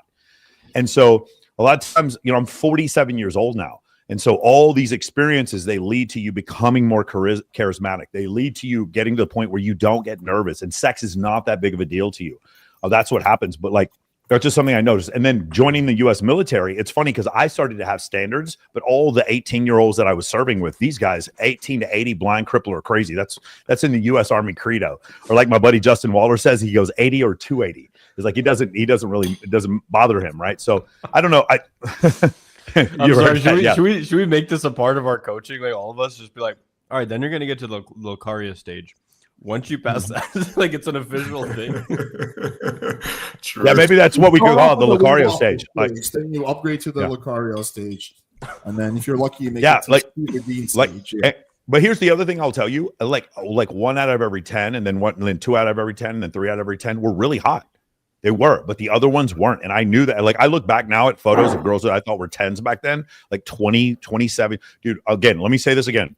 In 1997, fucking fake tits were I was 20 years old. Fake tits were a crapshoot, bro. Fake boobs were just like, they were all over the place, weird directions and shit. Like, liposuction was a complete crap. You saw the most messed up plastic surgery ever back then. So like it was just a very different world. But at the same time, at first it was like 1 out of every 10. And then the first time I hooked up with a girl who was a playmate, I was like 23 years old. But all the other girls I hooked up with weren't. And then later on, as my standards changed and I started getting really good at understanding what the most attractive women wanted as far as stimulus, etc., then I got better and better at it. But it took time, and it was something worth for me taking the sacrifice to do. It was almost like a life or death situation, especially after my father was killed by a drunk driver. I get sent to the Middle East. My girlfriend leaves me, and I'm at such a low point that I'm like, I'm going to fix this or die. I'm going to die if I don't fix this. And so that's the point where I was fully accepting of any rejection. I was totally fine with, which allowed me to go out. And that's why I did, cold approach for 10 years with fucking mystery or whatever. Mystery for like 2 years. But when I did that, and then I just fully accepting of the rejection, and then looking at every rejection as a data point for me to improve. That's what I did. And then eventually, once I got to the guys who were like the best, I noticed all of them just like had a social media platform, and then they just had 50 girls show up, and then they hardly had to do any work. And that's why I got into social circle. You know what's interesting? Girls have become hotter, I feel like, over the years. Like if I look back at girls in the 90s, they're just so much less hot than girls now. They didn't even know they had to like squat. I don't know. I think the porn stars in the 90s were hotter than they are now. I totally disagree. I don't know. If you come with me to ABN this week, and there's a bunch of like fucking obese women there. Oh, like, fuck. That's this week. God damn it. My last video there did 500,000. Yeah, oh yeah, I saw that. Okay, here's a question for you, Austen. I was more describing the lifestyle in terms of like financial stuff, like penthouse, like private chef. Private chef Colombia is $400 a month. Private chef in America is like $4,000 a month or more. The penthouse I had there, if that was here, would probably be like $25,000 a month. There was like $2,000. So just financially, it's much more difficult to do it in the US. But like, I don't know. I one of the things I do like about America, it is more of a grind. Like, there's more levels to go up the staircase. It's kind of how I feel. Mm-hmm. But I also, it's important to keep an appreciation for where you're at every step of the journey. Not say like, I'm going to be happy in the future, because then that just makes you kind of like disassociate. And it makes you not appreciate the moment that you have, which there's so much to be grateful for. But, Michael, I was going to ask you, at what cup size are there diminishing returns? Yeah, no, I get that. We debate this for you constantly. So the way we say it is what size boob job can you no longer marry the governor? That's the way we used to say it. At what point is the girl's boob so big that she could not marry It's a liability, right? Yeah. And so I think tank the campaign. it used to be about 600. I think right now it's 800 at 800 cc's. A girl who's 5'11" with an 800 cc boob job, anything above that, you're That's probably how you know you're not into fake able. boobs when you start doing the cubic centimeters. Is that cubic centimeters? Yeah, cubic centimeters. Exactly right. Yeah, once you're above 800, then it's. But unless the girl's really So tall, what cup like she's size 6 is feet that? tall. Like F or something? It depends on how much flesh she had previously, and the best I think boob if jobs it's are the ones bigger than girls. your head. If the tit is bigger than the head, then that's that becomes maybe a little. Again, I'm all for it, but the question was, at what point was there a diminishing return? And I think it's probably 800 cc's. For me, 900 is perfect, but like 800 is probably to where, like at 900, there's a limited number of jobs you can have. Before the injections or whatever they do, the implants. What size is she? A D cup, and then she gets. I'm way more interested in the shape than the size. I don't really care as much. Yeah, or the girl has a really small waist. Like minimum. I think I would like a girl to be at least double D, but ideally E or maybe even F. That's like my ideal, optimal. Yeah, but double D is good. It does the trick. It depends also on the size of the girl. If a girl's smaller, that same like a girl who's like 5 feet and like 110 pounds, on her double D's can look huge versus like on a taller, larger girl, they can look not as big. I like really small waists, and big boob jobs make the girl's waist look smaller comparatively. So that's another reason why I like them so much. Yeah, for sure. I just like hip to waist ratio. That is the number one thing that drives me insane. Yeah. Thanks for sharing, Austen. I like it, but it's probably number 2 to me. The problem is women have too many rights. Most rights that men do: no fault divorce, feminism, abortion, etc. Muslims are right about women. Okay, I think you're in the wrong panel, wrong platform, wrong country. Dude, let's get on that. There's actually a funny Facebook group. It's called "This Is Why Islam Restricts Women," and it's filled with memes like that. It's ridiculous. I like how these guys think that like if you go to Saudi Arabia, the girls are so based there. You realize that those girls like fucking don't shave at all. They're gonna have hairy everything. They're gonna be like, it's like, is that your ideal woman? Is like some chick from Saudi Arabia that's like gonna an indentured servant is my ideal life. Yeah, like she literally, you realize like none of them shave their pussies there. It's like they don't shave even probably their armpits. Like, it's gonna be disgusting. Like Alex, you're getting hung up on the hair, and you're missing the part where you can have 4 wives. If we can get you to bypass the hair, who the fuck even wants 4 wives? Like 4 fuck buddies, sure. 4 wives. That's just like 4 women like fucking henpecking you and just like being like, this fucking gotta be miserable. I guess you can make them like compete against each other. You could have like competition. So in that sense, it could work out. All right, let's do a few more questions. Here's a good question. How to fix inner game self-esteem? I see a hot girl and default reaction is to freeze up and assume I'm not good enough for her instead of being like, fuck yeah. Honestly, we need to understand who you are. Like good prescription, or sorry, good diagnosis precedes good prescription. There's 1,000 things that we could just rant about right now, and almost none of them are going to help you because we don't understand why you're feeling that way. If you can talk about the reasons why, what comes up for you, what are the emotions that you feel, what is that trigger, when was the first time you felt this way, like, dude, that's like a whole like 30 to an hour discussion. But yeah, the main there is one thing that's universal for everyone, and it's that that is a default reaction when you see a girl that you've never seen before. It's a stranger, and your brain didn't evolve to deal with the concept of strangers. Your brain also didn't develop to deal with the concept of abundance of women. And yeah, your brain kind of fries at that point. But there's a whole step thing you could do. I have a whole video on this desensitization guide if you want to see like the step-by-step what to do. But if your issue is extreme, which happens, I don't know, maybe 5-10% of people, there's something like very deep going on there. It could be that you had a mother that didn't allow you to like have a free range childhood. So she kind of like smothered you and what's it called?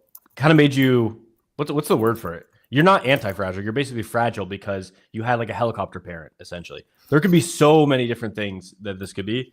So I'm just going to point that out and keep in mind it's not really a simple answer, but well, I would say it's an incongruence between your conscious and your subconscious side, since logically you know that you offer fun and value, but subconsciously you don't feel like you're good enough. And for me, the solution to that, I used to feel like that when I was like 21, 22, 23.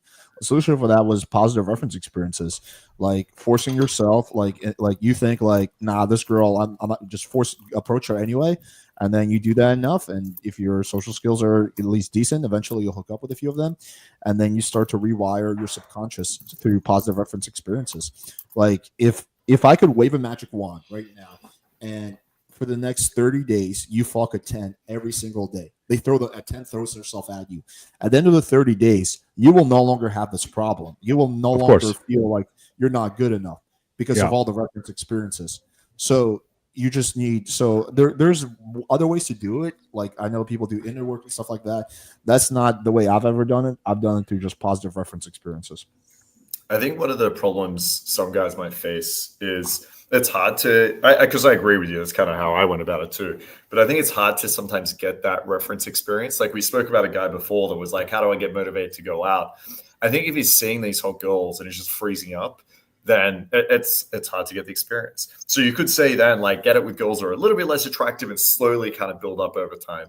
But I think there is a mindset issue problem here where either one, you're looking at yourself and coming to the conclusion that my value isn't enough, which might be true. Maybe it's not. Maybe that's something you need to improve on. Yeah, but Marcus, he's saying logically he knows that he's the same value. He's just saying that he doesn't manifest in his actions. Well, that's not exactly what he said. He goes, logically, I know I'll offer fun and value. But what I'm saying is maybe that fun and value is not enough because he's not saying this is with every girl. He's saying these are with hot girls. So I've got students that go out there and say like, look, I know I'm a cool, fun guy. And then the 10 out of 10 walks past and he's like, I can offer fun and value here, but I know that's not enough. Maybe I'm wrong. I mean, he could write some more here, but I think if that's the case, you also need to look at the girl and make sure you're not like pedestaling or over-representing her value. So just because she may have some 900 cc's in, all right, doesn't mean that you need to like think like, fuck, this is the greatest girl ever, right? Bitch sounds like a Yamaha motorcycle. Exactly, bro. Exactly. But you know what I'm saying? Like you got to realize that, okay, looks at one thing. That's awesome. She's got that. But she could just be a fucking awful human being or like shit in bed. So just being a little bit more realistic about where you stand is important. So understanding your own value and then accurately understanding hers might help you to like freeze up a little bit less in these circumstances. Okay, yeah.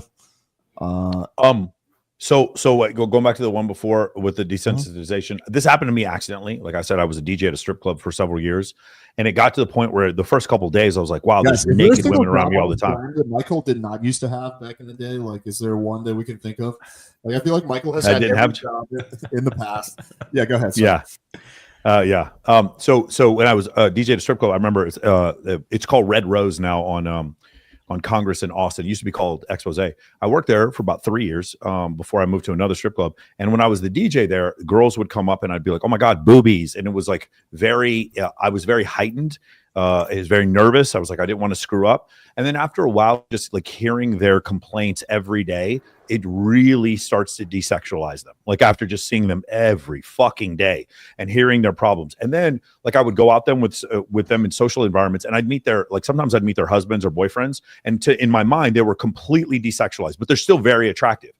And that skill, it's much like, people use immersion therapy. They're around a lot of snakes to get over their fear of snakes. It was the same kind of thing. I recommend guys friend zone women. Don't get friend zoned. Friend zone women so that you're used to just being around groups of women. And after a while, a couple of things happen. They introduce you to other women. They calibrate you to being around beautiful women. And then they also get you access to really cool things and cool places. So for me, it's like, it's so funny. If I take one girl out on a date here in Vegas, it's $300 for dinner. If I take 6 girls out on a date, it's free. The restaurant will comp my dinner. So it was one of these things where it's like being around a lot of women. That's one of the reasons why, like you'll see, I treat women and super hot women exactly the way that I treat unattractive women.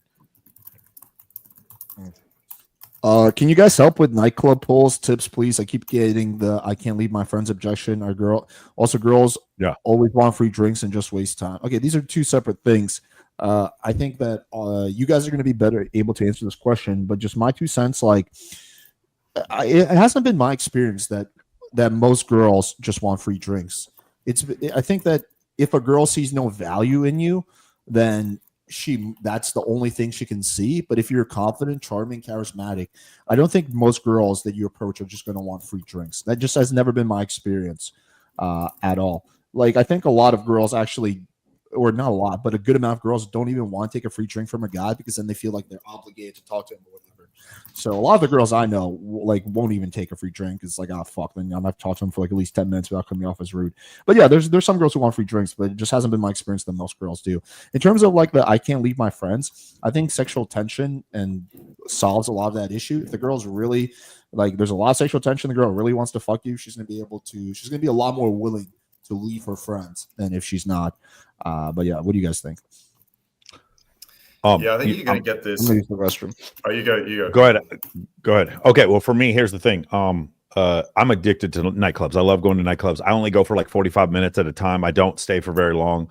I love seeing my favorite DJs. And the trick is actually to find one club that you really like, nightclub, and then get good at that one spot, meaning you need to know the entire the whole security staff, get to know the GM, all those kind of places. And then what happens is like you show up and you're in the VIP, you can bring girls there with you. It's a place where you just get into state because you like the music that's there. And what I generally do is when I'm talking to a girl or a group of girls, one of the things I'm going to do is I'm going to seed the pool. So it's like, we're going to go, like for me, I say like the blueberry muffin at Peppermill, I would eat off a pig's ass, like some crazy shit like that. And I'll actually show her like a picture, like this shit is so good. And I usually have this video of this like one playmate, and she's eating the blueberry muffin. She's like, oh my fucking God, it's so good.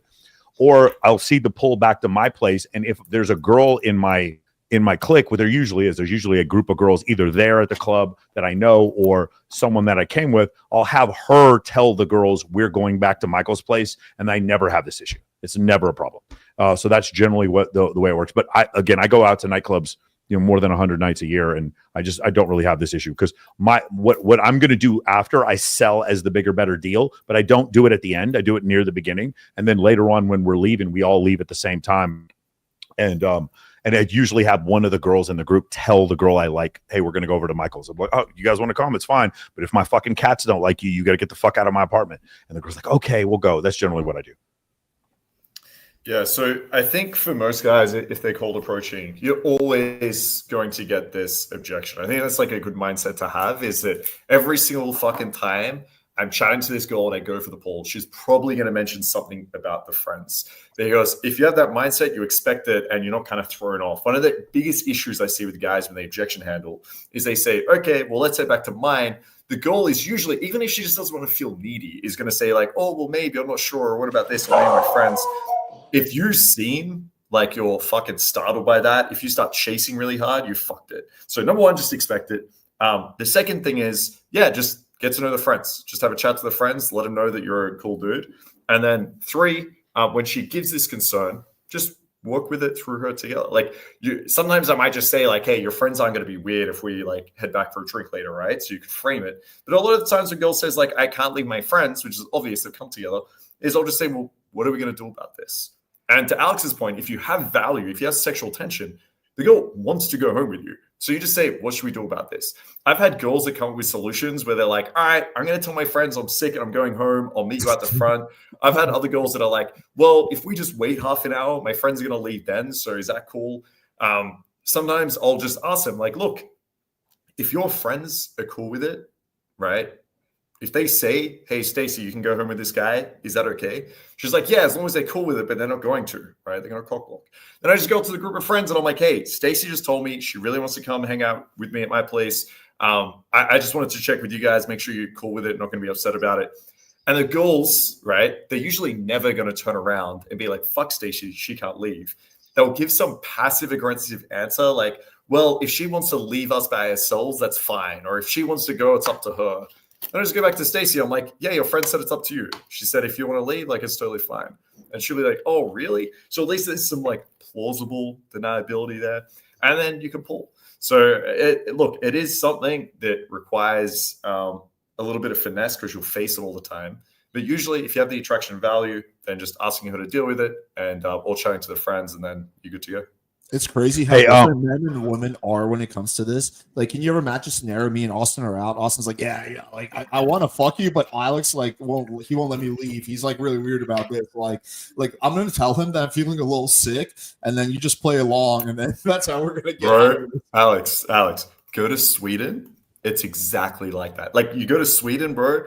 I'll be chatting to a girl. Their friend comes up to me and he's like, "Are you guys gonna go home together or what?"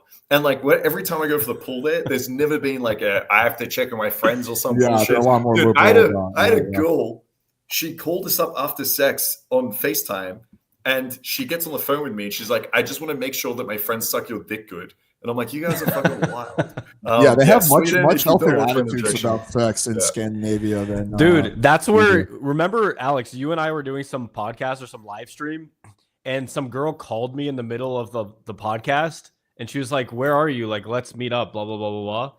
And your whole audience was like, "Bro, this is fake. This is staged, whatever." That was in Sweden. This girl was like aggressively trying to fuck me. Oh, okay. Very loosely remember. Have you ever had a girl say, "Oh my God, where's my friends?" You know, they're like acting like their friends are lost. And like I've had this happen before where they're just like they're way too worried about where their friend is. And especially in Las Vegas. And I'm like, honey, we're in North America. We're in probably the safest city in the world. Your friend is sucking a male stripper's dick in the bathroom right now, and she's very happy. She doesn't need you to come save her. I promise you. I promise you she has a fucking phone and can Uber home. You're tripping about where's my friend? She's good. She's fucking a random dude right now. She's very happy. She doesn't need you to fucking save her right now. And it's very annoying. It's never like a girl I'm trying to talk to. It's just I'll hear this like, "Oh my God, I have to find my friend." I'm like, you don't. I promise you don't. There's food. She can eat food. There's hotel rooms. There's random people for her to make out with and talk to. There's good music. She's safe. There's cameras everywhere. It's going to be fine. And you just like, they're just fucking freaking out, dude. It's so funny to watch them. I'm sorry. Are you friends with a 7-year-old? No, my friend's like 24. It's so funny, I dude. thought she was a 7-year-old. Like She can't take you're care of like herself. you have to explain to them. Like I want to go like, hey, you're overweight and your friend is talking to an attractive guy right now and doesn't want you like ruining the set. So that's why I promise you, if your friend's not messaging you back, it's on purpose. That's why this is happening. And I want to say that to them, but I don't. But yeah, that's a very common Vegas thing.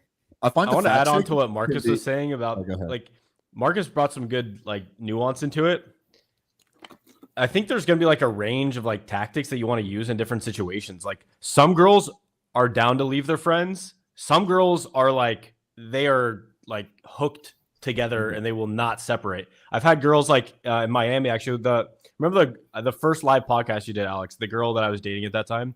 Yeah. That girl, when she was down here, she would not separate whatsoever. She goes, "No, we make a pact. Whenever we travel together, we will not separate." Like not even in a like, dude, it was weird.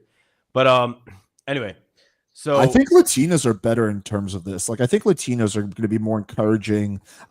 See, go with Papi. Like I think Latinos are better than. I mean, we all have a lot of stories. I think one other thing to just keep in mind as a mindset, just be solution oriented. If you stick with finding a solution, you'll eventually find the way. There, like funny story. So this girl that I pulled back, her main issue is she's staying with someone in downtown Toronto and they had the key for her. So as I'm pulling her, I make her convince her friend to drop their key at my front door under the mat so that she could get back there like the next day.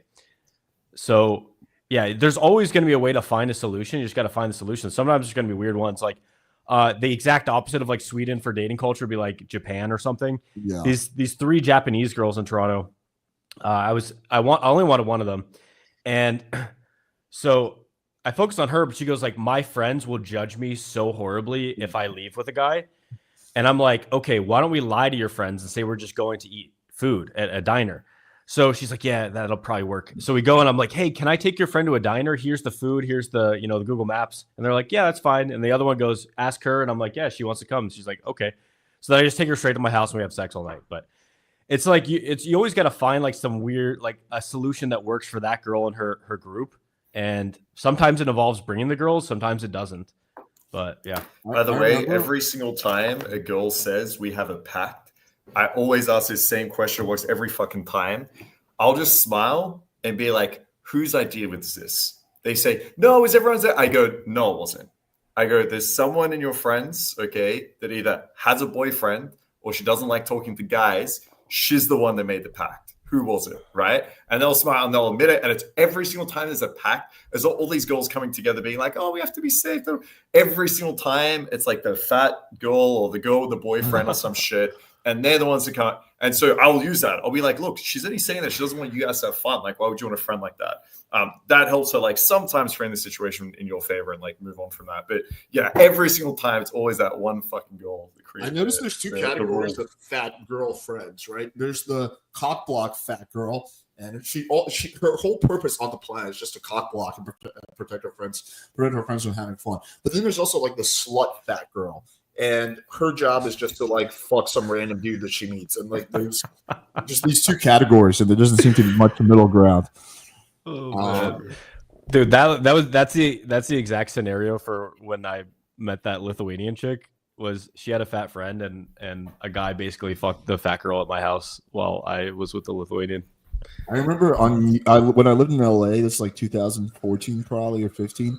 I was on New Year's actually. I got separated from like my friend and I was like alone, and I approached two girls and like one of them like me and her like were vibing, but there was like the fat friend.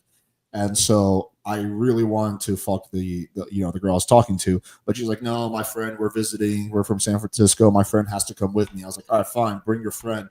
And this time I lived in like this like kind of like odd outhouse or whatever. It was like I was living in this like there's 10 people living in this house in like the ghetto in LA, and I was living in this like kind of like outhouse area that was like disconnected from the house, but it was connected.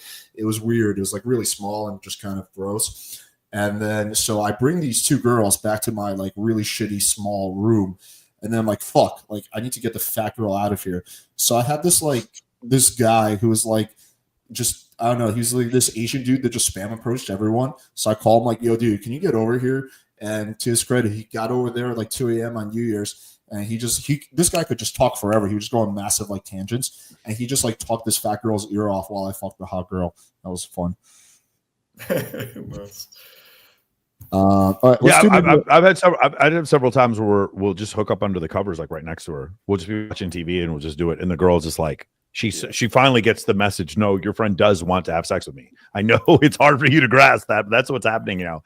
You can be a part of it or whatever. Like I've had that happen. I've actually never done that. I want to kind of do that. Yeah, dude, during COVID that happened a lot. Yeah.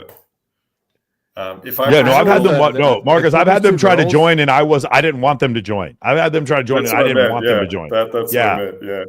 And I'm like, it goes from to like, yeah, like she's like, you know what I'm saying? She's like laying in the bed next to us. I'm not that kind of guy. You know, I don't really do threesomes. You know, it's like just prefer one-on-one. If I approach a girl, as soon as I say, "Excuse me," she goes, "I'm waiting for my friend." Look at her phone. Should I continue? I might continue for like another 30 seconds, but if she's really giving me that much resistance, I probably would just like be like, whatever. I don't know. What do you guys think? The problem here is what happened before this. Like you approach a girl that was standing by herself.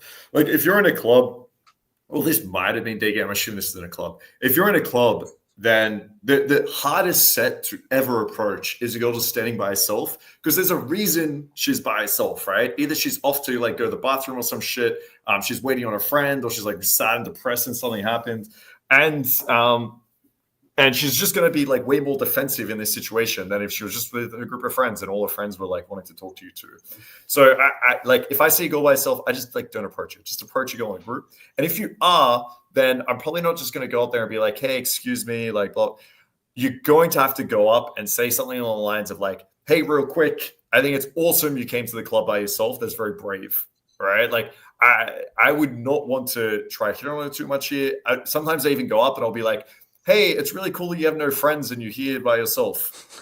Something that's going to like strip a little bit of validation can be helpful, because immediately now she's not going to be like, oh, I'm waiting for my friend, look at a phone. She's going to be a little bit defensive. No, my friend's here. I'm like, hey, listen, don't worry. Look, if you have no friends, that's completely fine. It's kind of cool. I think, no, really, I have friends, blah, blah. And then, hey, where are you from? You continue that conversation. But I think the biggest problem here, just approach groups. You'll get way more complaints. Hey guys, try this. I've used this and it just works every time. I'm not saying this is the only thing you should do, but I've just never seen it not work. I go up to girls and be like, have you ever thought about starting your own podcast? Every girl has thought about starting her own podcast. It is madness to me. I have yet to have a single girl tell me no. I just like, you ever thought about starting your own podcast? It's like, yeah, you should come on our show sometime. I do that. It works every time. I don't have to do anything else. They ask me for my number, goes off. I've gone on for like 4 dates this month just from saying that. I walk up to a nightclub, was like, have you ever thought about being on like starting your own podcast? And there's blah, blah, blah, blah, blah, blah, blah, blah, blah. I'll even show them me on here on PWF. It's like, yeah, we do shows like this. I'm like, oh, that's crazy. I know this guy. About this. I know this guy. This Yeah. is the But yeah, just try, guys. Try. Go up to That's most the beautiful woman. 900cc guy.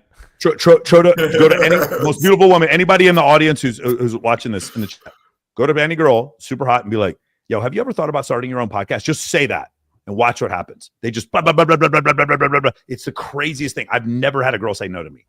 I'm gonna try. All right, everyone, field test this opener. We'll meet back at the I lair. can see that working because like every girl thinks she's like super unique and interesting, and that she has some like unique value to offer to the world. I'll Like, tell these bitches what's up. I'll tell these hoes how the shit is supposed to be. And I'm like, oh, that sounds like a great idea for a podcast. That'll do really well. That's awesome. No one's And then I'll ever literally tried that. show them a picture of my studio. I'm like, well, you should come on by. Like, I have a studio if you want to, but like, it's a little bit more advanced, but I don't know like how far along how serious you are about wanting to do a podcast. If you're serious, that's cool. It's like, no, I'll come by. Let's go. It's so funny. I've never had a girl, like some of the most vapid, like empty-headed women I've ever talked to. Have you ever thought about starting a podcast? And I was like, yeah, of course. Oh my God.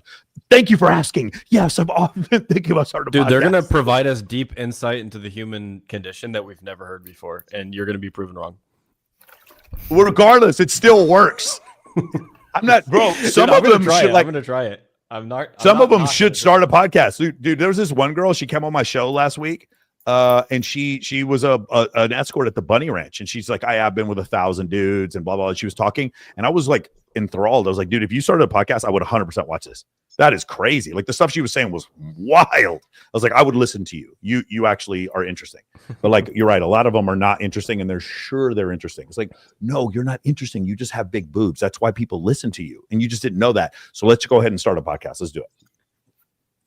well, I'm only 700. Dude, easy thumbnails for sure. What was the funniest thing you asked a girl to do for compliance? Wash your car, run your errands. Damn, that's Funniest. This is like Buy me a Michelin star restaurant meal. What's the? Oh, I know exactly what it was. I typically don't do it just for compliance. I'll ask for things because I legitimately need that thing, not just because for compliance. But I don't know, just like ask a girl to fucking do some errand that I don't want to do or whatever. I can't really think of anything specific. This girl was in Dallas. I'm from Dallas. The like 4 greatest hamburger places in the world are all in Dallas, Texas. There's a place that has this unbelievable seasoned salt. I asked her to go to the place on the way to the airport to get the seasoned salt. She does. She puts the seasoned salt in her backpack.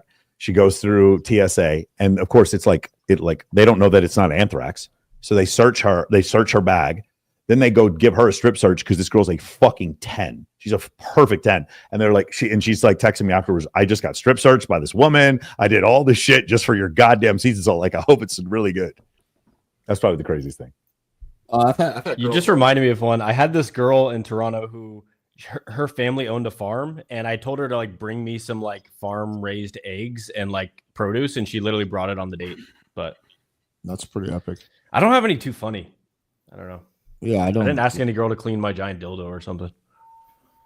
Austin only does that himself. He won't let anyone else. Dude, funny enough, I've gotten my girlfriend some nice gifts. The gift that she loves the most is this giant like pink dick that it's like a pillow, and she cuddles with it on her couch when she takes naps and stuff. I'm like, girl, I've gotten you like some jewelry. I've taken you out to nice dinners. Like, this is the main thing. And it's not even, I didn't get it for her. It was just like at my house, and she's like, oh, that's funny. I like that. And then I gave it to her, and she's like, this is the best gift ever. But how do I unban my Hinge? Help me out. To unban your Hinge, you just create a new account using a new phone number, using a new device. That's probably the best thing you can do. Honestly, hack for anyone if you guys want to do online like hacking and do all the online dating stuff. Get a separate phone, like especially a Google phone that you can literally just reset, and it'll reset everything. And you can just create new emails and stuff. And yeah. And then, yeah, obviously, if you want to go like super hardcore mode, different IP address, so use some kind of VPN or something. Get a Google phone or like an Android that you can just clear every time. You can get a phone for like $20 to $40, and you can run so many fun experiments on it. I don't know if you, Alex, you ever see that funny thing with David Bond and Bradicus where they were running like Tinder accounts with auto swipers on like 8 phones at the same time. It's just like boom, boom, boom, boom, boom, boom.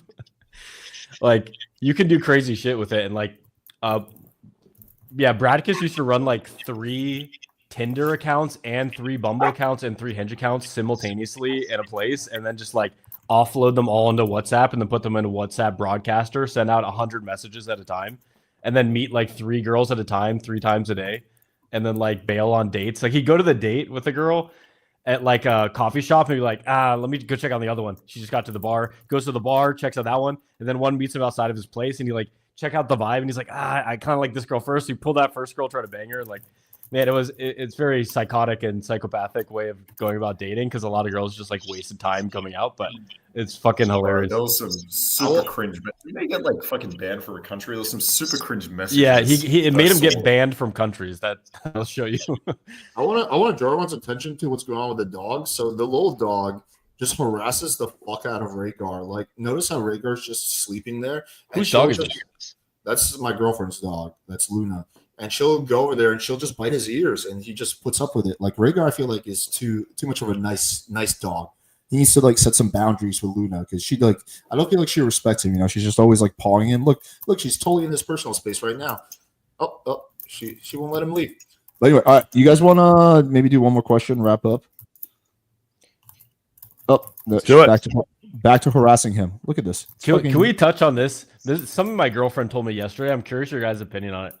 She basically said, she's like, we don't always have to go do things. We don't have to do fun dates. We don't have to even like leave the house, really. She's like, some of the most connected times I felt to you have just been like lying on the couch talking.